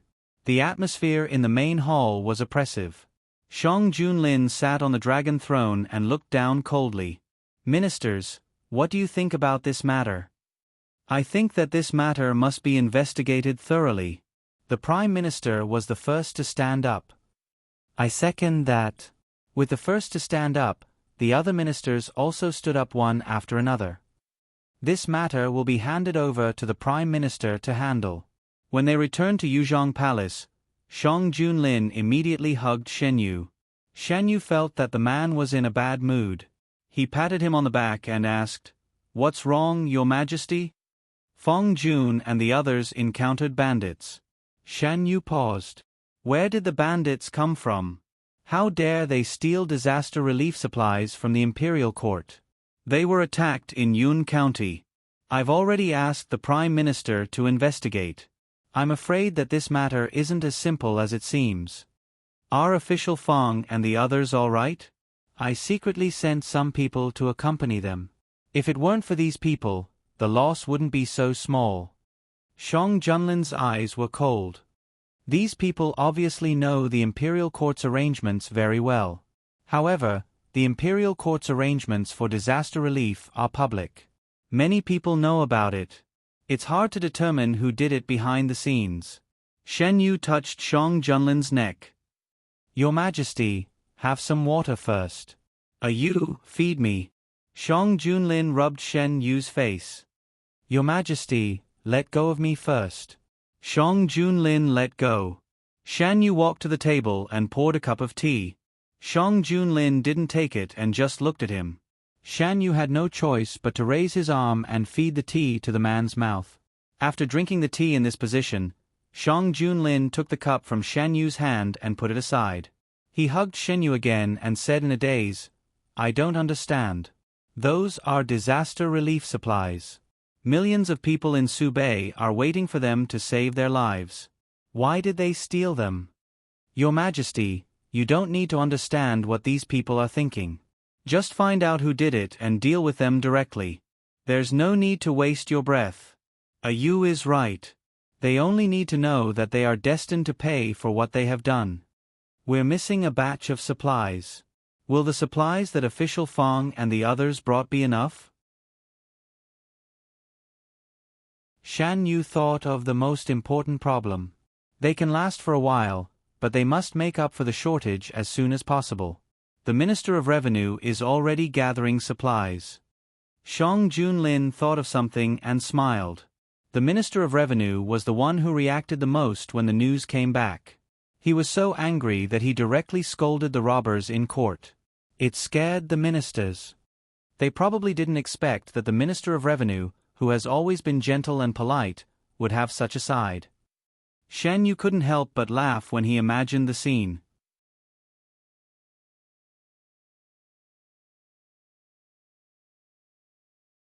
Chapter 103. Yun County.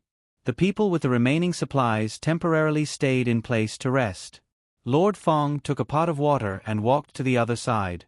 The closer he got to Subei, the more he could feel the heat and drought. Yun County was close to Subei, but it was also affected by the drought. The ground cracked, the flowers and plants on the roadside drooped their heads listlessly, and even the wind blowing in his face was hot. Not far from the relief team, a group of men in tight-fitting uniforms hid in the dark. Everyone wore a black mask with strange patterns on their faces, which tightly covered the upper half of their faces. It was because of the sudden appearance of these people that they did not suffer heavy losses. Before the incident, even Fong Jun did not know that there was such a team following them. Lord Fong expected that this trip would not be smooth sailing, but he did not expect those people to be so bold. The people they sent just happened to be able to suppress them. Lord Fong did not dare to imagine what would happen to them if Her Majesty did not have a backup plan. As he walked, Lord Fong recalled what happened at that time. It happened in the middle of the night. Except for the people on night watch, everyone else was fast asleep. Lord Fong was awakened by the sound of weapons clashing. His subordinates heard the sound and rushed over to protect him. Those people's purpose was clear. They were here for the relief supplies, so they did not use fire. In the sound of fighting, they gradually lost and fell into a disadvantageous position. Seeing that another cart of supplies was stolen, Lord Fong took his subordinate's sword and desperately slashed at the thieves. He hit the target, but he was also exposed to the enemy. A cold light flashed behind him, but it was too late to dodge. Fong Jun was not afraid of death. He only hated that he could not complete Her Majesty's task and send the relief supplies safely to Subei. The sharp sword approached. At the last moment, with a clatter, the long sword was flicked away and fell to the ground with a bang. Then, there was the sound of a sharp weapon stabbing into a wound. Lord Fong wiped the blood splashed on his face. Only then did he realize that a group of people in black had filled the gap between the soldiers and fought with the enemy. In the dark night, these people in black were like ghosts, wandering the battlefield and taking away the enemy's life. The situation was reversed in an instant. Everyone, please drink some water. Master Fong walked to the front of the group, but didn't approach them rashly. After defeating the bandits, these people stayed behind to protect them in the dark. Later on, they were attacked a few more times.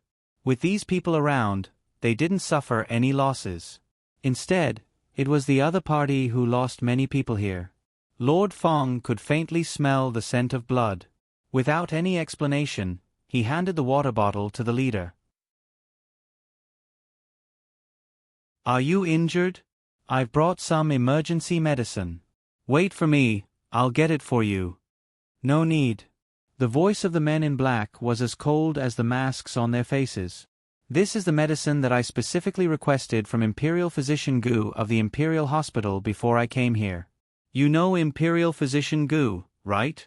He's an Imperial physician who specializes in nurturing the noble lord's body. His medical skills are very brilliant. I thought that this trip would not be peaceful, so I asked for some emergency medicine. See, it just so happens that I can use it." Lord Fong could sense that the young man in front of him wasn't too old. Furthermore, the other party had saved his life, so he had a good impression of him. Hearing the name, the man in black swallowed his words of refusal. "I know that you're protecting us because you're following orders, but you should also protect yourselves. If you're injured, how are you going to protect us? The same goes for the people you brought with you. If you need anything, just say it." Lord Fong couldn't help but ramble. The young man chuckled. Do the people in the imperial court know that Lord Fong is so meticulous? I don't need them to know what to do. Lord Fong waved his hand. I'll go get the medicine for you. Wait a moment. Lord Fong came back with the medicine. There were several bottles of medicine of different sizes. At a glance, one could tell that it was Imperial Physician Gu's style. Seeing the young man take the medicine and stuff it into his clothes, Lord Fong smiled with satisfaction. You can't ignore your health. Remember to apply the medicine properly. Thank you for the medicine, Lord Fong. The man in black clasped his hands. No need. If anyone should thank someone, I should be the one thanking you for saving my life. Lord Fong stopped him. Then, his expression turned serious. I'm afraid that the next part of the journey won't be easy. I'll have to trouble you. After Lord Fong finished speaking, he went back. He was the main person in charge of the disaster relief this time. There were still many things to do. After resting and reorganizing, Lord Fong took people to count the supplies. He wrote down the losses and surplus in a memorial and sent it back to the imperial court. Then, he took people to continue north. Their mission had just begun. After receiving the memorial from Subei, Shang Junlin immediately summoned the Prime Minister and the Minister of Revenue to discuss the next step of the plan. Subei involved a lot of people and was a solid barrier for Dahuan in the north. No matter what, nothing could happen to it. Imperial Physician Gu seems to have something on his mind. Did something happen? After taking his pulse, Shen Yu saw that Imperial Physician Gu was distracted and asked. It's this subject's younger brother. He said that he had to go out for a few days. It's been more than 10 days and there's been no news from him. Imperial Physician Gu didn't have any friends who could talk about these things. He was really worried, so Shan Yu couldn't help but ask. Gu Huai. Yes, Xiao Huai has never been separated from me for so long in his life. I don't know where he went or if he's in danger. Imperial Physician Gu frowned slightly. Don't worry, Imperial Physician Gu. Gu Huai will be fine. Thank you for your comfort. At night, Shen Yu nestled in Shang Junlin's arms and asked about Gu Huai. Your Majesty, do you know where Gu Huai went? Why are you suddenly asking about him? Shang Junlin pinched Shen Yu's face. Who said something to you? Shen Yu, it's Imperial Physician Gu. He was worried about his younger brother and said a few words to me. Shang Junlin, do you still remember that I sent people to secretly follow Fong Jun?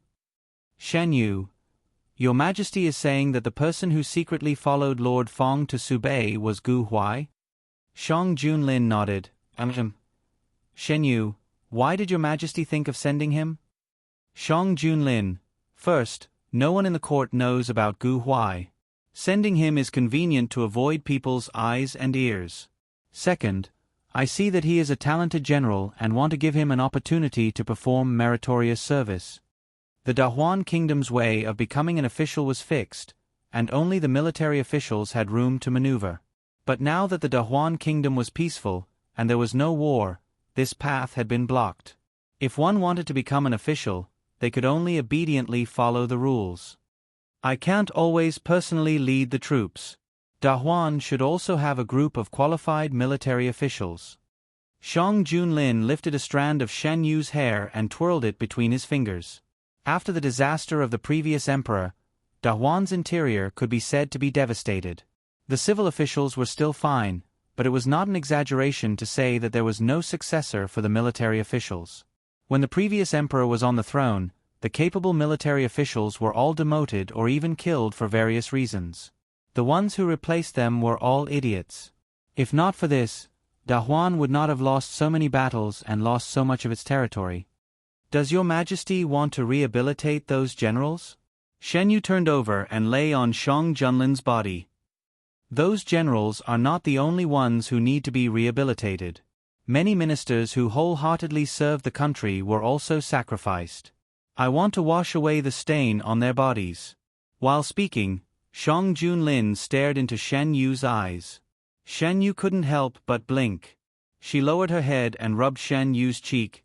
Your Majesty can definitely do it. Shang Junlin reached out and wrapped his arms around Shen Yu's waist. His eyes were as black as ink. If it was a Yu's wish to be a wise emperor, he was willing to be the most qualified emperor in a Yu's mind, as long as a Yu was willing to stay by his side forever. The disaster relief matters were arranged in an orderly manner. As for the bandits, Shang Junlin also handed them over to a general in the north. They were determined to catch them. However, they still encountered a problem in the disaster relief matter. A part of the supplies were stolen. Although the imperial court kept some as backup, it was not enough. Subei was too big, including the entire Subei army. The consumption was astonishing. It was unknown when the drought would end. If it dragged on for too long, the imperial court could not afford it. After the Minister of Revenue peeled off the second batch of supplies, he calculated the remaining quantity and had to come to Shang Junlin with a bitter face. At this time, Shang Junlin was discussing the alcohol with Shen Yu in Yuzhong Palace. After more than a month of trial and error, Shen Yu finally succeeded in producing the first bottle of medical alcohol. She sent the alcohol to Yuzhong Palace as soon as possible. Eunuch Meng walked in from outside. Your Majesty, the Minister of Revenue requests an audience. It's probably about the disaster relief supplies. Your Majesty, can I come with you? Shan Yu had some thoughts about this matter. Then a Yu will accompany me to the imperial study. Therefore, when the Minister of Revenue arrived at the imperial study, he saw Shan Yu and Shang Junlin. Your Majesty, Your Majesty. Although he did not understand why Your Majesty was here, the Minister of Revenue still bowed respectfully. Your Majesty, I have an important matter to report. Yes, Your Majesty. Your Majesty, with all due respect, the National Treasury is not enough to support the disaster in Subei for a long time. If there is no other way, it can only last for a month at most.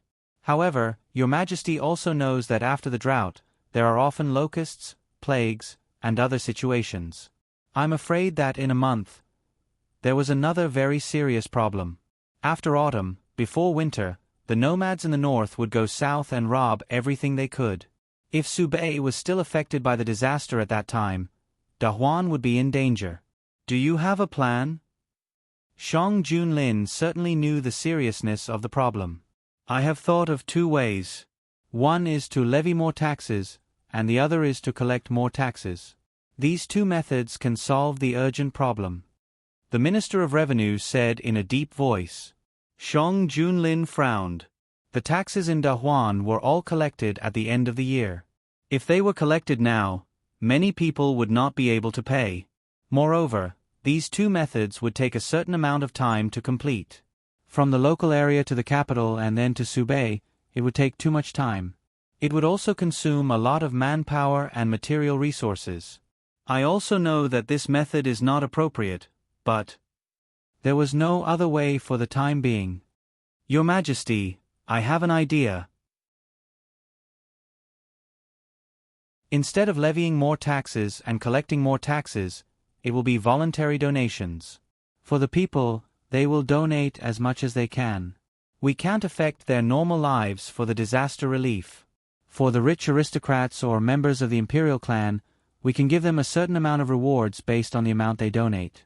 This method focuses on the rewards. The rich all have a competitive mentality. Wouldn't it be better to let them donate voluntarily rather than forcibly collecting? The Minister of Revenue was a smart person. He could immediately figure out the difference between the two methods.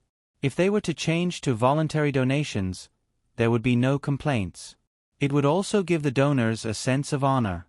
He cupped his hands and saluted Shen Yu. Your Majesty is a great talent.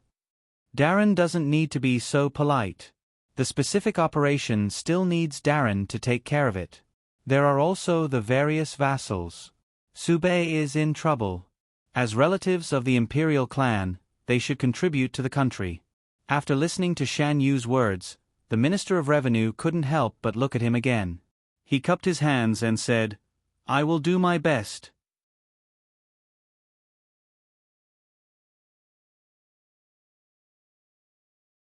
Chapter 104.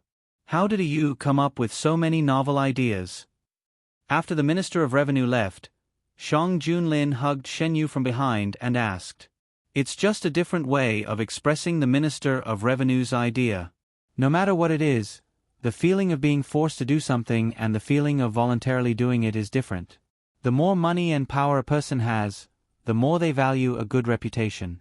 After donating resources, they can obtain a good reputation recognized by the imperial court and the praise of the people. Why not?" Shan Yu had dealt with these people too many times in his previous life, so he had his own way of dealing with them. Although De Huan didn't prohibit merchants, the status of merchants wasn't high. They had enough wealth in their hands, but they were still constrained by various kinds of restrictions. Any local official could bring them big trouble. Every year, the money they used to bribe various officials was not a small amount. Shan Yu proposed that as long as they donated, they would be rewarded by the court. Those who contributed a lot could also get special rewards. Instead of spending money to build relationships with officials, it was better to build a good relationship with the court directly. Smart people knew what to do. After the Minister of Revenue returned, he immediately summoned all the officials in the Ministry of Revenue to discuss.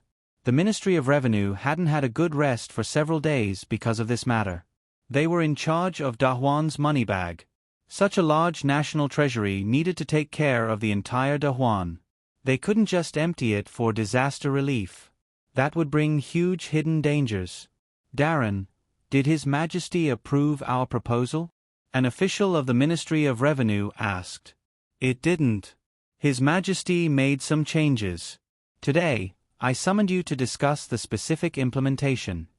The Minister of Revenue spoke in a deep voice about Shen Yu's proposal. "What do you think?" "This method is wonderful. It's much better than the one we gave at the beginning." Yes. "This way, it won't be a waste of money. We don't have to worry about too much burden on the people, and we don't have to worry about riots afterwards." It wasn't that they didn't know that the original method would bring huge hidden dangers, but they didn't have a better method for the time being. They could only bite the bullet and use it. Now that there was a better method, of course, they would choose the better one. Only the first official who spoke had a flash of light in his eyes. "What does Darren Lee think?" The previous method was proposed by Darren Lee. Didn't Darren Lee vow that there was no better method? "I was too narrow-minded," Lord Lee said reluctantly. "It's not Lord Lee's fault. Before the minister came up with a new idea, we didn't have any better ideas. I just don't know who came up with this idea. It really helped us a lot." That's right. "Sir, please clear our doubts. There are many talented people around His Majesty. You will know in the future." The Minister of Revenue smiled. "Sir, why are you still keeping us in suspense at this time?" With the boulder in his heart removed, the atmosphere instantly relaxed. "All right, let's discuss what to do first. His Majesty is still waiting for an answer." Everyone started a heated discussion.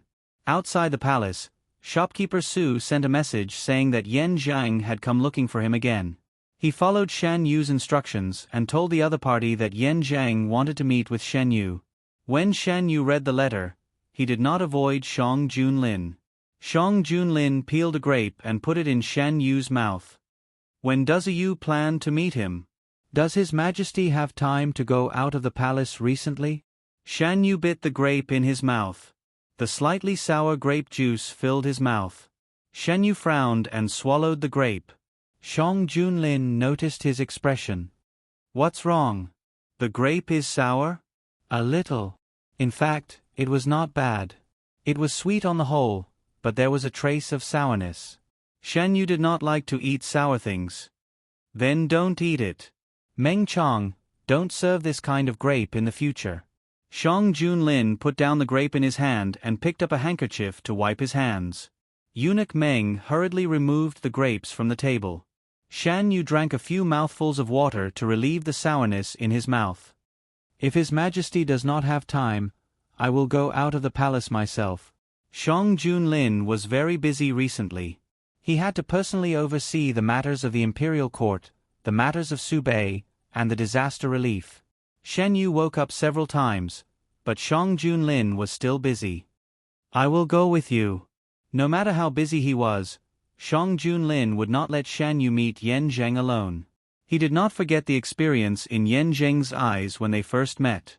Shan Yu wrote a reply to shopkeeper Su and arranged the meeting to be in the afternoon 3 days later. After the finished medical alcohol was made, Shang Junlin gave a part of it to the Imperial Institute of Medicine to let them test the effect. A few days later, the Imperial Institute of Medicine received some results. When Imperial Physician Gu came to take Shan Yu's pulse, he mentioned this matter. The medical alcohol that His Majesty gave to the Imperial Institute of Medicine can indeed reduce wound infections. The Imperial Institute of Medicine found some small animals and compared the wounds with and without alcohol. The former was obviously not infected and healed faster. Speaking of this, Imperial Physician Gu was very excited. He had studied medicine for many years and knew how serious the consequences of an infected wound could be. Many people died not because of the wound itself, but because of the infection of the wound. If the wound infection could be reduced, patients with large wounds would be more likely to be cured in the future. At the same time, the booklet from the Imperial Institute of Medicine was handed to Shang Junlin's desk. The booklet not only reported the results of this period, but also applied for a new batch of alcohol and permission to use it on wounded patients. After all, using small animals to test medicine was not the same as testing medicine on humans. What's more, the alcohol was sent to the Imperial Institute of Medicine by Shang Junlin's people. Any changes had to be reported to him.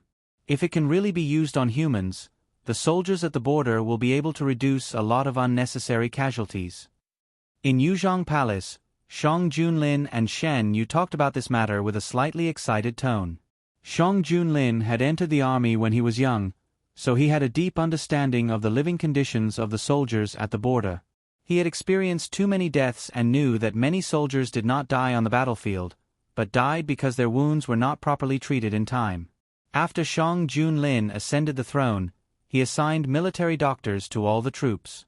However, the worsening of the wounds caused by the worsening of the infection caused by the wounds, and the military doctors were helpless. Shan Yu made some more and sent it to Yuzhong Palace yesterday. Your Majesty can give it to the Imperial Institute of Medicine. If it has the same effect on humans, we can start preparing to popularize alcohol in the army. Yu is right.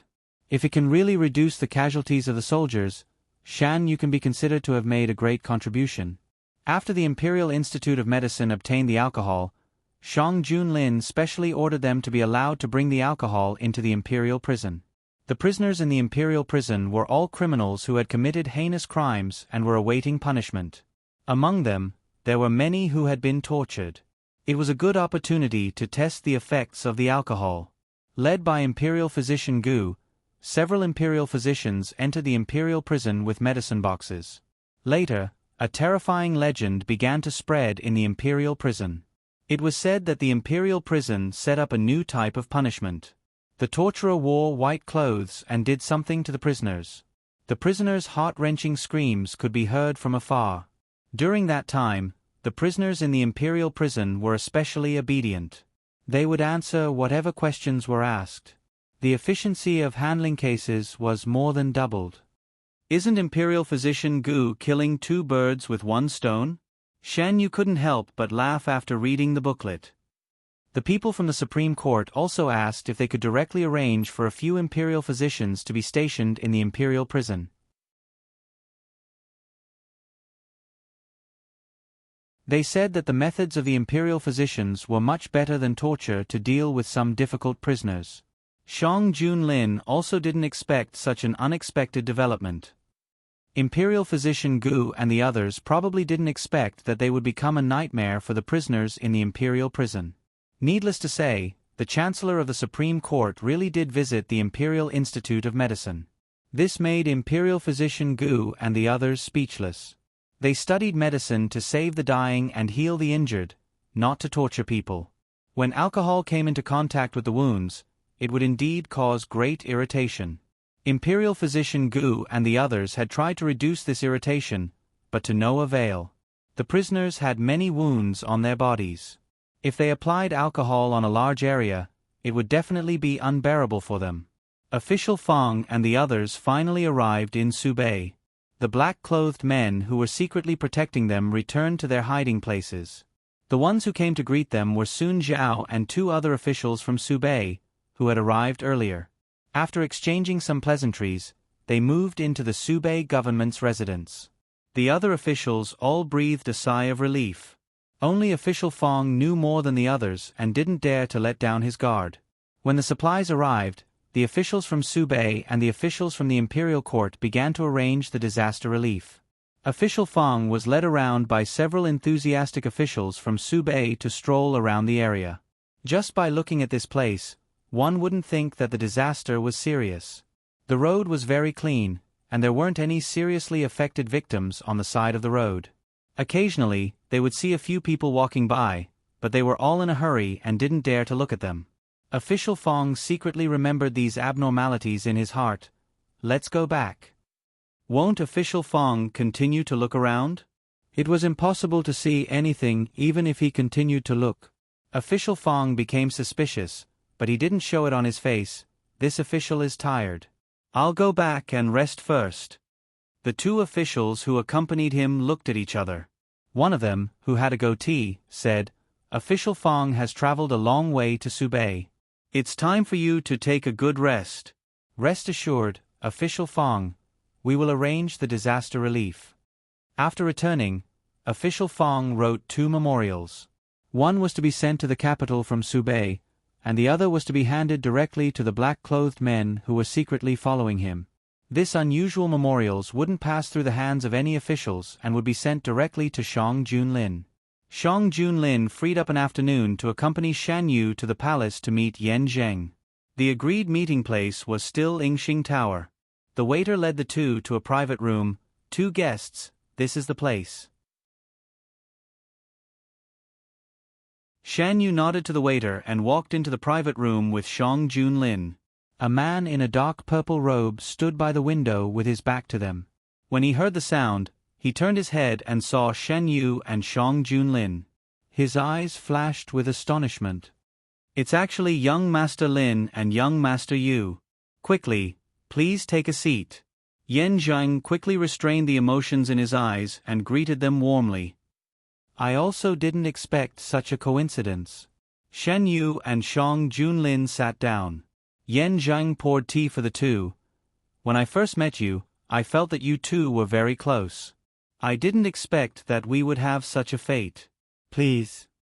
Shan Yu picked up the tea and took a sip. I heard from shopkeeper Su that young Master Yen wants to cooperate with us. How does young Master Yen want to cooperate with us? Since the 2 of you came to see me personally, I won't keep you in suspense. I'm not talented, but I have several business routes. I wonder if the 2 of you are willing to sell these new products from the capital to other places? Yan Zheng vaguely guessed the identity of the 2 people and subconsciously looked at Shang Junlin. No need to look at me. Everything in our family is decided by Madam.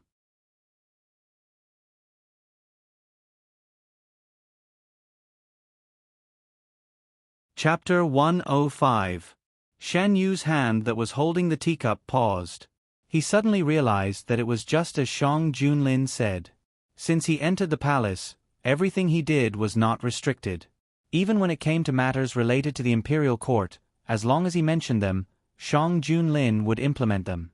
A strange feeling welled up in his heart. It was sour and hot. Shan Yu used the action of drinking tea to cover the strange expression on his face for a moment. I didn't think it through. I punish myself by drinking a cup as an apology. Yan Zheng's face flashed with a trace of unnaturalness.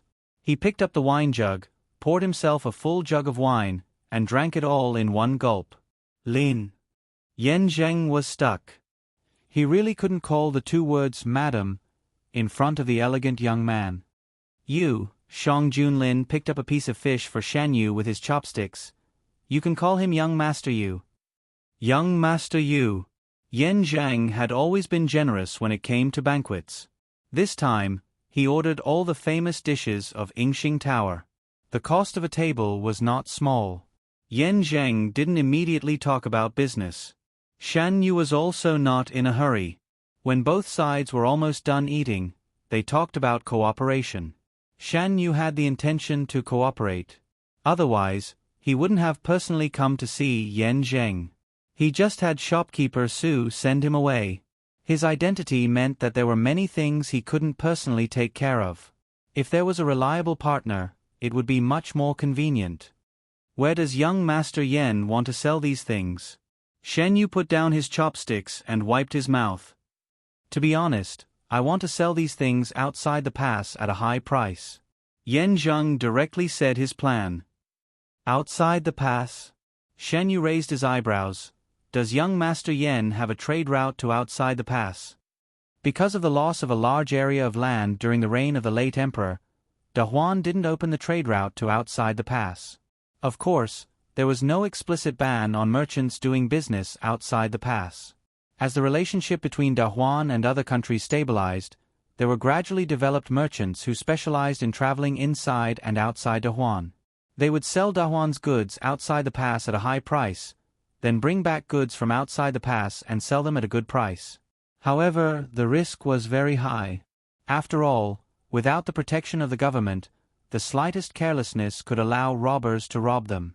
The loss of property was small, but in serious cases, they could even lose their lives. I have some connections. Yen Zheng smiled. Compared to Da Huan, I prefer to earn money from people outside the border. Yen Zheng was obviously prepared in advance. Their conversation was organized and clear. Shan Yu also expressed some of his own ideas. Shang Junlin also joined in the discussion. The final plan was more perfect than the initial one. The smile in Shan Yu's eyes deepened. This was the advantage of cooperating with a smart person. There was no need to explain too much. Just point out a point and the other party would understand what it meant. It's not convenient for me to appear often. Shopkeeper Su will discuss the details of the cooperation with you. If you have any other questions, you can look for Shopkeeper Su directly. Shopkeeper Su is in charge of the trading of these items. Shan Yu didn't want to go out of the palace often because of this kind of thing. Compared to doing it personally, he preferred to let his subordinates do it. Okay, I'll talk to Shopkeeper Su about the details. In addition to the items suitable for women, I have some other goods that are suitable to be sold outside the border. If there is a chance, I look forward to continuing our cooperation in the future. I also hope to cooperate with Gongziyu for a long time. Oh right, has Gongziyu heard about the donation order that the Imperial Court is planning to release? The official version hadn't been released yet. The Ministry of Revenue was still discussing the specific reward measures. However, some people who were close to the officials of the Imperial Court had already received the news in advance. For example, Yen Zheng, who had formed a relationship with the Ministry of Works because of road repairs. After receiving the news from the officials he was close to, Yen Zheng had been preparing for this matter. He wasn't a short-sighted person. Of course, he knew how beneficial this matter was for merchants. This was directly receiving the approval of the Imperial Court. It was more useful than having a good relationship with any local official. For them, it was only a little money. Bribing anyone was the same. If they could establish a relationship with the Imperial Court and gain a good reputation, why not? You're talking about the donation to Subei?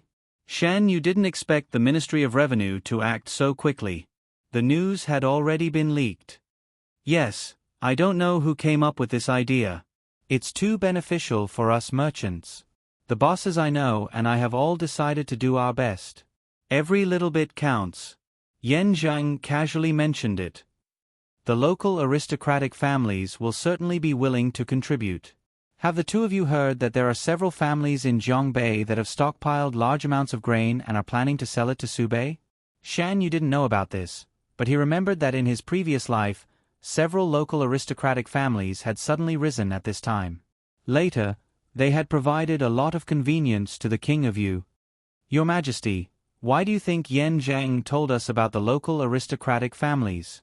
Shen Yu asked after returning to Yuzhong Palace. He should have deliberately revealed it to us. If I'm not wrong, the Ministry of Revenue will soon receive this news. The Minister of Revenue got the news from the Minister of Works. After the Minister of Works stopped asking for money from the Ministry of Revenue, the relationship between the two eased up. They were no longer as incompatible as before. They're good. At this time, they're still thinking about making a lot of money. The Minister of Revenue was angry. They didn't send all the grain to Subei because they were afraid something like this would happen. If the grain fell into the hands of the aristocratic families, these people would only raise the price in order to make money. If the common people couldn't afford the grain, there would be a big problem sooner or later. Don't be angry. Didn't we know about it in advance? When the time comes, we'll think of a way to get them to donate a batch of grain. The Minister of Works comforted. I have to think of a way to squeeze more grain out of them. They actually want to take advantage of the drought in Subei to make money without conscience. After the Minister of Revenue returned, he immediately called people from the Ministry of Revenue to talk about this matter. In fact, they all knew that because of the late emperor, there were many internal problems in Dahuan. Compared to the capital, there were more problems in the local areas. The aristocratic families were growing stronger day by day, and the vassal kings had too much control over the local areas. These were all problems that needed to be solved. The next day, Shang Junlin received a booklet from the Minister of Revenue regarding the local donation plan. After reading it, even though he knew that the Minister of Revenue wouldn't let go of this opportunity, he didn't expect him to be so ruthless. What's going on? Shen Yu walked over and took the booklet from Shang Junlin's hands. What's written here? It's from the Minister of Revenue. Shang Junlin's eyes revealed a trace of a smile. It seems that he's furious. The booklet wrote what he heard from the Minister of Works. He deeply felt that these aristocratic families had a heart for the country and the people, and intended to help them fulfill their wishes. After reading it, Shan Yu was amused.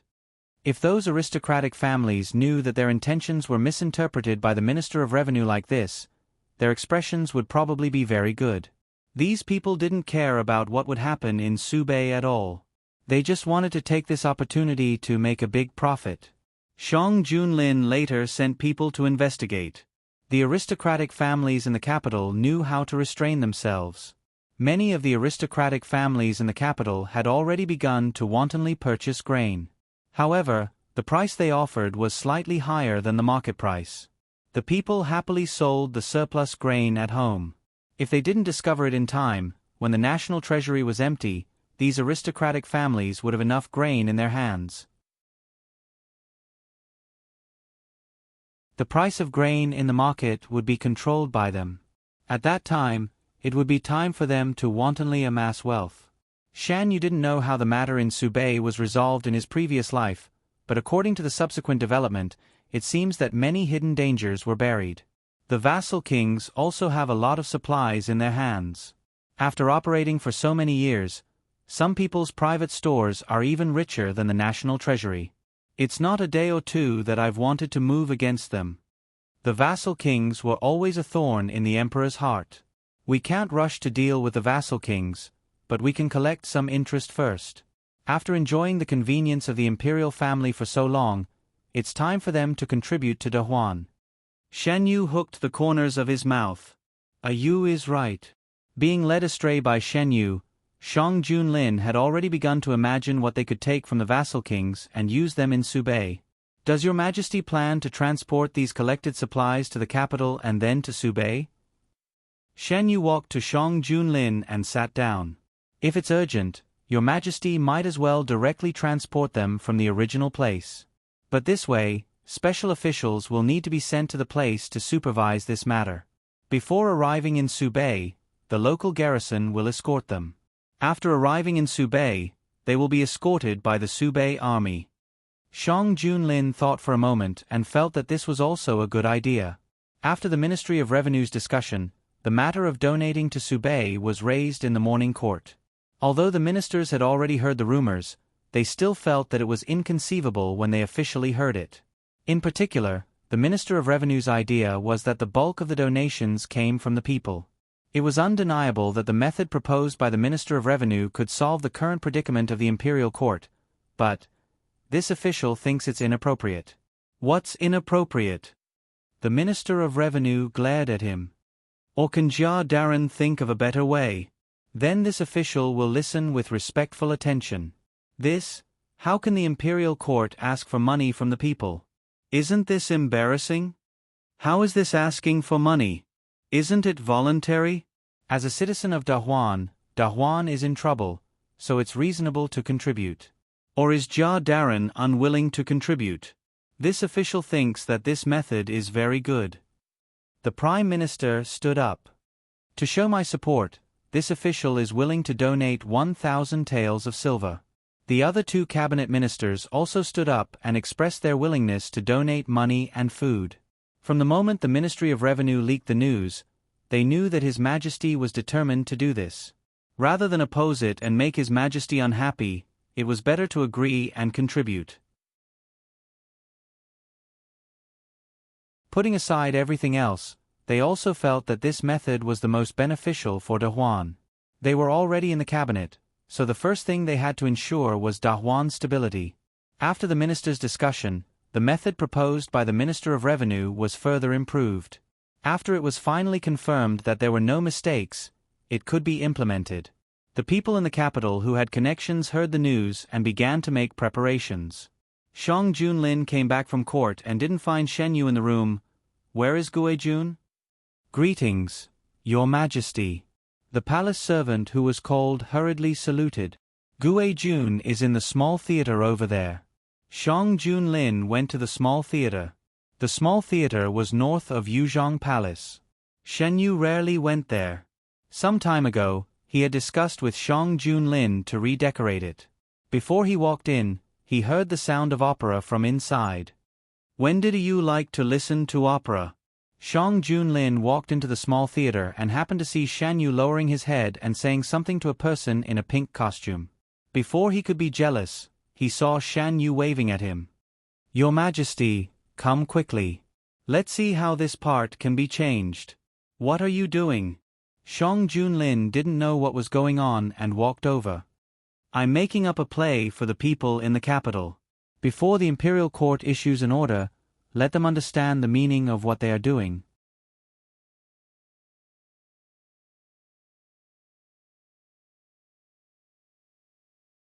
Chapter 106. This was what Shen Yu had thought of recently. The disaster relief method that the imperial court was about to announce was not only in Dahuan, but also in the previous dynasties. Unlike the ministers in the imperial court who understood this method after a dispute, the people of Dahuan didn't understand this method. If someone had evil intentions at this time, the people who didn't know the inside story would easily fall into the trap. Yu intends to use opera to let the people understand? Shang Junlin picked up the script in Shen Yu's hand and asked. Yes, I originally wanted to let some small officials explain it to the people. Later on, I thought that oral explanations might not be enough to reach the people's hearts. I have to find another method. It's best to mobilize the people's discussion and thinking. The people of Dahuan loved to listen to opera. Shan Yu wanted to weave this method into the opera, and then let the opera troupe sing it for the people. Shang Junlin roughly flipped through the script. Right now, it was only a rough outline of the story. He was very familiar with the handwriting on the script. It was Shen Yu's. Yu is very thoughtful. After Shang Junlin finished reading the story, he felt that this story was just right. The disaster relief was linked throughout the entire story. Everything that happened in the opera revolved around it. What's more, Shen Yu also included the possibility that someone might maliciously misinterpret the imperial court's meaning. He was very thoughtful. Even if someone wanted to use this to cause trouble, their first reaction would be that it was a bad person in the opera. Shan Yu was almost done with his work. It just so happened that it was time to eat. He said a few words to the opera troupe and then left with Shang Junlin. I was scared to death just now. The woman in blue patted her chest. With the emperor here, I didn't even dare to breathe loudly. I didn't expect that the first meeting with the emperor would be under such circumstances. The slightly older man sighed. Their opera troupe specialized in serving the imperial family. When the previous emperor was on the throne, he liked to enjoy life. The opera troupe often went in and out of the palace. Later, The new emperor who ascended the throne didn't like to enjoy life, so the opera troupe was completely idle. He had taken over the position of the troupe leader from his master after the new emperor ascended the throne. He had thought that he would be able to show off his skills and bring the troupe to greater heights, but the truth was that the troupe had been silent in his hands until now. The troupe leader instructed the people below to continue preparing for the new show. This was their only chance. Whether or not they could make a beautiful comeback depended on this. It is our honor that Your Highness is willing to give us this opportunity. Everyone, cheer up. We must complete this matter perfectly and live up to Your Highness' expectations. Yes. Those who were able to enter this troupe were all ambitious. To be able to provide entertainment for the royal family, they had to be the best troupe in the capital.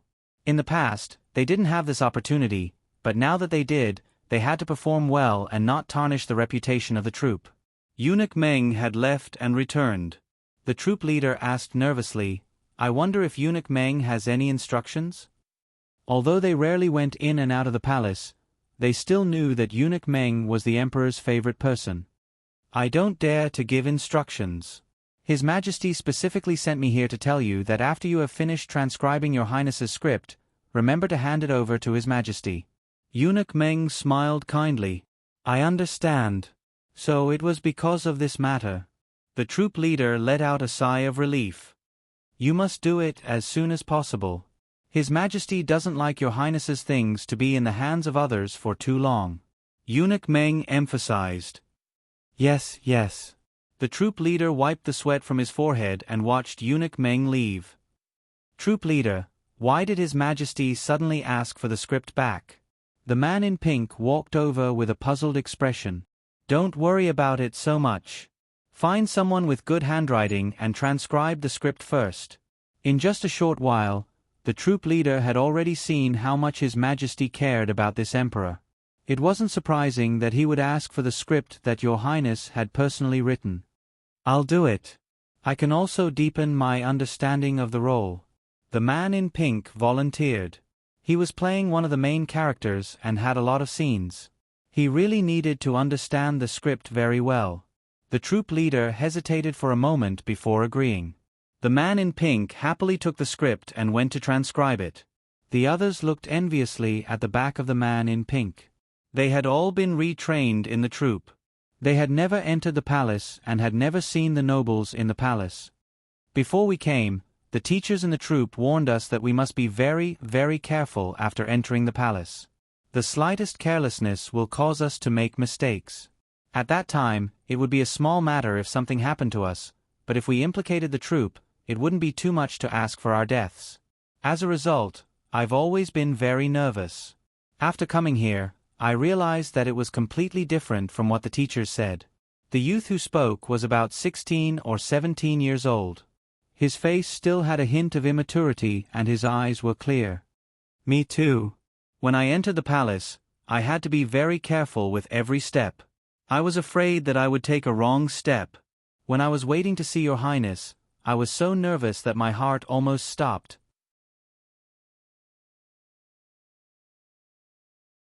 After seeing Your Highness, I realized that Your Highness is completely different from the nobles that the teachers said. He is approachable and doesn't put on any airs. If there is something that we don't understand, he will explain it to us. I just plucked up my courage to ask Your Highness a question. Your Highness' voice is really nice to hear. The youth who spoke laughed. I shouldn't have hesitated just now. Otherwise, I would have been able to ask Your Highness a question. It doesn't matter. Your Highness will definitely come again in the future. We still have a chance. Your Highness is beautiful, has a nice voice, and is talented. No wonder Your Highness is always favored. I envy Nan Chao. He asked Your Highness a lot of questions today and Your Highness answered all of them for him. Now, he can even transcribe the script. I also want to. Who doesn't want to? But our handwriting is not as good as Nan Chao's. When the troop leader told us to practice our handwriting, we shouldn't have been lazy. The others nodded in agreement. Today's experience fully showed that good handwriting was really important. Before the new drama was finished, they needed to live here. Considering that most of the people who came were young, Shan Yu specially ordered the kitchen to make some delicious food for them. After Shan Yu entered the palace, the craftsmanship of the imperial chefs in the palace skyrocketed.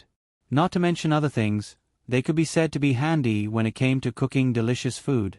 With Shan Yu's instructions, the deliciousness of the food the troop ate in the palace was far better than outside. Master, when you came to the palace before, did you eat such delicious food? The large table of food was finished. The youths who were full collapsed on the chairs and became more and more curious about the senior in the palace. The middle-aged man who was called Master was silent for a while. No, these should be specially ordered by your highness. In the eyes of your highness, they were just servants. The food they ate was not much better than the palace servants. How could they be treated like today? It was not a secret that Shan Yu summoned the performers to Yuzhong Palace.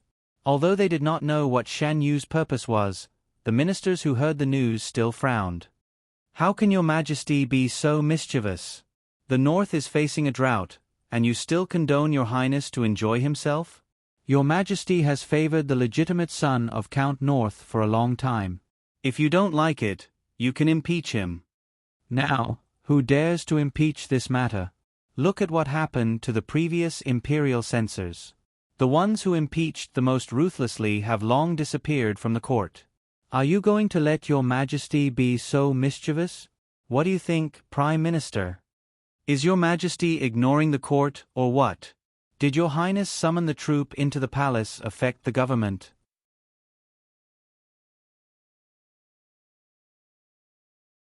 Has his majesty been too lazy to enjoy himself and ignore political affairs? Your highness has been in the palace for so long. Have you done anything harmful to Dahuan? The Prime Minister's series of questions made the ministers confused. They murmured, "No. That's it. I say, you are all idle. You keep an eye on the affairs of the harem every day. Have you finished the government affairs in your hands? Have you understood the specific measures regarding the donation? Don't make me teach you step by step." The Prime Minister, who was almost crazy with work, really couldn't stand these people who didn't do proper business. Several officials were asked until their faces turned red. They lowered their heads and went back to do their own things. Yuzhong Palace. After the meal, Shan Yu lay on Shang Junlin's lap and read a novel. The novel was bought from outside the palace.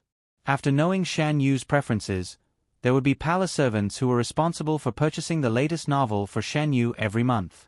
After half a year, Shan Yu had finished reading all the novels in the palace's library. When I went to the small theater, what was you talking about with the woman in pink? Shan Yu was reading something interesting and was interrupted. She was stunned. What woman in pink? After asking, she realized what Shang Junlin was asking. She explained with a smile. That was a man. It's just that his frame was small and he was short. He was one of the main characters. He was asking me some things about the play. There are so many people. Why did he ask you? If you can't understand, you can just ask someone else. Shang Junlin twirled a strand of Shan Yu's hair around his fingertips. Why is your majesty so unreasonable? Shan Yu raised his head and looked at Shang Junlin with interest. Your majesty only saw him. Before your majesty came, many people also asked me questions. According to your majesty's idea, these people should be replaced? Shang Junlin pursed his lips as he imagined that scene. Shan Yu raised his hand and poked Shang Junlin's chin. Is your majesty angry? I'm not. The next time I go there, I'll accompany you. Shang Junlin knew how good AU was. It was normal for such a good AU to be liked by many people. He just felt unhappy that his treasure was being peeped at by others. You're really not angry? Shan Yu raised his head and asked. No, I'm not angry at you for this kind of thing. Shang Junlin denied. Okay then, Shan Yu deliberately dragged out his tone. I originally wanted to kiss your majesty if you were angry. Since your majesty isn't angry, I'm angry. Shang Junlin suddenly interrupted Shan Yu's words. I'm angry. Ha ha ha, Shan Yu shook with laughter on Shang Junlin's legs. Your majesty just said that you wouldn't be angry over this kind of thing. I said that I wouldn't be angry at you, but I didn't say that I wouldn't be angry at others. Seeing that scene, Shang Junlin almost couldn't suppress the violence in his heart. Of course, he wouldn't blame you. He wouldn't be angry at you. He only blamed those who deliberately approached you. If Shan Yu hadn't noticed his arrival and stopped him, Shang Junlin didn't know what he would have done. The violence in his heart could only be soothed by Shen Yu. Shang Junlin stared fixedly at Shen Yu. The affection in his eyes was like thick ink that couldn't be melted. His pupils were originally pitch black. When he stared at someone so intently, that person's reflection was imprinted in his eyes. It was as if he wanted to suck that person in. Shan Yu was stared at by him and slowly stopped laughing. He could feel the drowning feelings in Shang Junlin's eyes. He propped himself up with one hand and hooked Shang Junlin's neck with the other, slowly approaching him. Then I'll kiss your majesty. Your majesty won't be angry, okay?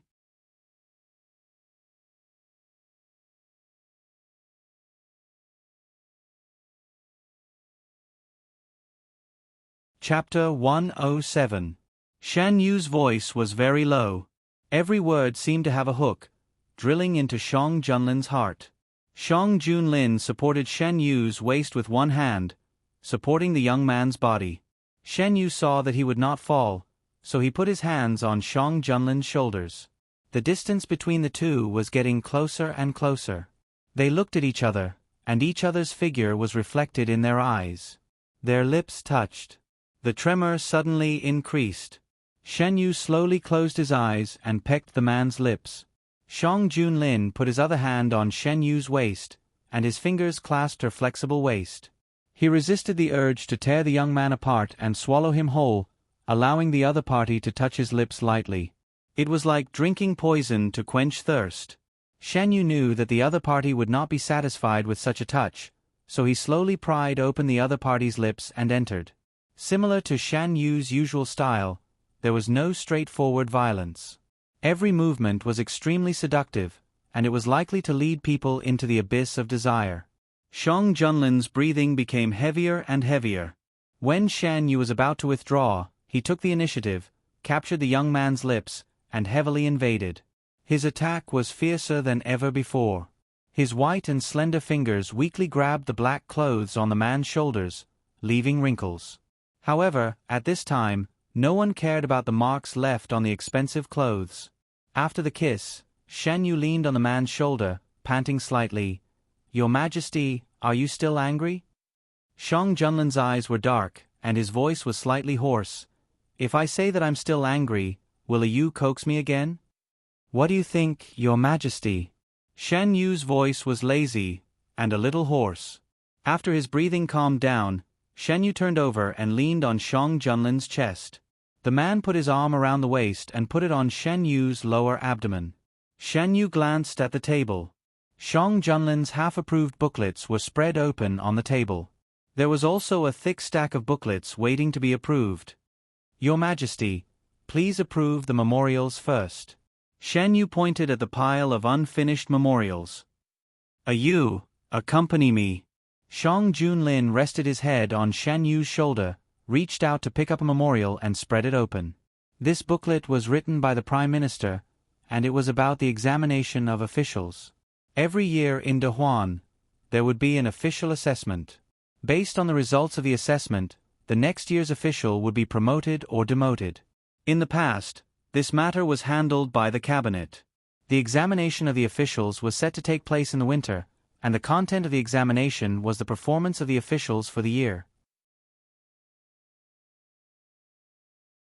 Specialized officials would report the situation to the cabinet, and after the cabinet discussed it, they would report it to the emperor, who would make the final decision. During this period of time, the Prime Minister was very busy. Especially when he found that some officials were slacking off all day, he felt that it was intolerable. He directly asked the emperor to reinvestigate the assessment of these officials in the past years. At the end of the memorial, he said that he hoped that the emperor could send a few useful people to help him. The other two ministers in the cabinet were also busy. They were busy with the affairs of the court and the family. They had to determine the amount of materials and gold to be donated before the donation was announced to the public. They couldn't let outsiders look down on the aristocratic families, and they couldn't let the emperor be afraid of them because of this. In addition, Shang Junlin was more assured to let the prime minister handle this matter. Compared to the other two ministers in the cabinet, the prime minister's shoulders were heavier. As for the officials, Your Majesty might as well send He Chengyu and the others to the prime minister's side. They can help the prime minister and also get some practice in advance. Shan Yu thought of He Chengyu and the others who were still in the Hanlin Academy and suggested, I also have the same idea. In comparison, the Hanlin Academy is currently the most leisurely. The court is short of manpower, so they can get used to it in advance. The next day, He Chengyu, Jiang Huiqing, and Feng Jiai, who were on duty in the Hanlin Academy as usual, all received the imperial edict from the palace. The three of them were stopped at the entrance of the Hanlin Academy.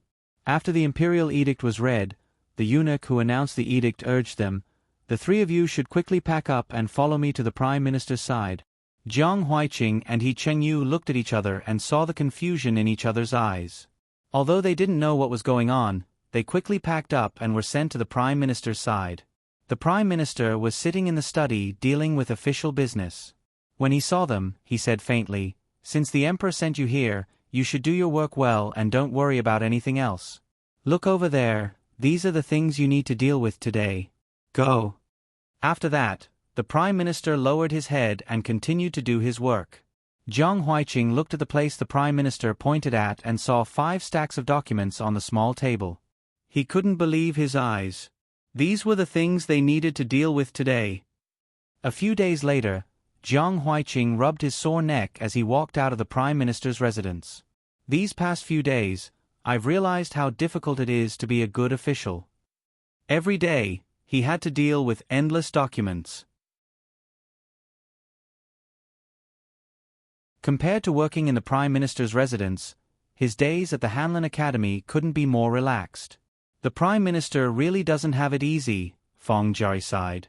I always thought that my father was very busy. I didn't expect the prime minister to be even more busy. Although it's a bit tiring, I've learned a lot these past few days. Other than being serious about official business, the prime minister is very easy to get along with. The officials of the imperial court had also noticed that the prime minister had been following the top 3 of this year's batch. He brought them with him wherever he went. Later on, he even brought them with him to morning court. There were some people who complained about this, but since the emperor didn't blame them, they couldn't say anything. The 2 memorials written by official Feng arrived at Shang Junlin's desk one after another, explaining the true situation in Subei. The first one arrived earlier, and the other one arrived at the palace 7 days later through official channels. This one was deliberately released by Feng Jun to deceive others. Shang Junlin finished reading the 2 memorials and picked up the one that arrived later. It says that everything in Subei is normal, the disaster situation isn't serious, and the supplies they brought are just enough. Then this one is about the suspicious points in Subei. Shen Yu picked up the other one, but didn't open it. How's the situation in the Subei army? If there were only problems within the officials, the matter would be easier to solve. If there were also problems within the Subei army, it would be troublesome. Feng Jun hasn't found any abnormalities for the time being. When I was in Subei, I separated the Subei army from the Subei army's official system. The 2 sides operate independently and don't interfere with each other. Shang Junlin had done this because he didn't feel at ease leaving the Subei army in the hands of the Subei army's officials. Your Majesty didn't send Gu Huai and the hidden dragon guards just to secretly protect official Feng, right? Shen Yu walked around and sat down next to Shang Junlin. You knows me well. Their true goal is the Subei army. I need to understand the situation in the Subei army. Subei was an important barrier between Dahuan and the northern desert. The existence of the Subei army deterred the northern desert from sending troops south. Every time the northern desert army tried to invade Dahuan, they would be stopped outside the pass by the Subei army. Late at night, Subei. Men in black sneaked into the Subei army like ghosts and didn't make a sound. They were all wearing black masks, which reflected a cold metallic glow under the faint moonlight. "Who is it?" "Shoo!" A silver dagger was pressed against his neck, and a cold aura enveloped him. "Who are you? Do you know that trespassing into a military camp is a serious crime? If you don't tell us, no one will know that someone was here tonight." A hoarse voice came from behind. The man wanted to turn around, but the moment he moved, the dagger on his neck sank into his flesh. He was so scared that he didn't dare to move again. "Let's talk nicely. Let's talk nicely. Let me ask you, do you know that the Imperial Court sent people to Subei?" I know. They're here for disaster relief." "What else do you know? Speak." The dagger pierced his skin, causing him to feel a stinging pain. "I really don't know anything else." I'll talk. They seem to be very concerned about the Subei army's situation and the disaster there. Some of the supplies they brought with them were stolen before they reached Subei. That's all I know." "Really?" The man behind him asked a few more questions. The last sentence scared him so much that he broke out in a cold sweat. "I know you entered the Subei army through connections. It's best if you don't tell anyone about what happened tonight. I'm sure the people behind you don't want to see the spy they spent so much effort to send into the Subei army disappear without a trace before he could do anything." The grip on his neck loosened. The man turned his head to look. There was no one else in the tent except for himself. If it weren't for the wound on his neck reminding him that everything that had happened was real, he would have suspected that he was having a nightmare. He touched his neck, but he didn't feel any blood. Refusing to believe it, he got up and walked to the basin where the water was and leaned over to look. His neck was really intact. Could it be that it was really just a dream? The man touched his neck, puzzled. He really was a high-ranking official of Subei who had inserted him into the Subei army. On the surface, his identity had nothing to do with that official. Otherwise, he wouldn't have been able to enter the Subei army. Only a few people knew about this. He wanted to pass on what had just happened to his superiors, but he suddenly realized that something was wrong. He forced himself to suppress the idea. He couldn't gamble with his life. The next day, he indirectly asked the soldiers guarding outside the tent. Everyone said that nothing unusual had happened last night. "Mr. Hu, did something happen?" Mr. Hu subconsciously touched his neck. "It's nothing. Is the general in the tent now? I have some questions about the disaster relief." "Yes, this way please." The hidden dragon guards personally delivered the information about the Subei army to Shang Junlin. The Prime Minister seems to think highly of He Chengyu and the other two. Shen Yu glanced at Shang Junlin's open memorial. He has praised them several times. I heard that ever since the three of them started working for the Prime Minister has been able to spare some time to drink tea every day. He can also occasionally play chess with Jiang Huiqing and He Chengyu. Shang Junlin didn't comment on the Prime Minister's comfortable life. Huiqing also wrote to me. Other than the large amount of documents they have to deal with every day, the Prime Minister takes good care of them in other aspects. In just a few days, the three of them had matured a lot. With their help, the Prime Minister's progress had also sped up. When Shen Yu's play was performed outside the palace, the donation policy would officially be implemented. "He's still writing to you?" Shang Junlin held Shan Yu's waist and pinched the soft flesh on his waist. "When will you write a letter to me? Didn't the outside of the palace send in some peach blossom letters last time? You can use those to write." "No wonder your Majesty looked at them for so long last time." "Why didn't you tell me at that time?" Shan Yu turned his head to look at Shang Junlin with a teasing look in his eyes. "Also, the people in the opera troupe said that your Majesty took away my manuscript. Why does your Majesty want the original manuscript?" That you're tuning in to the Narrate and Escape YouTube channel. Don't forget to subscribe and join us on this journey to catch the most captivating stories.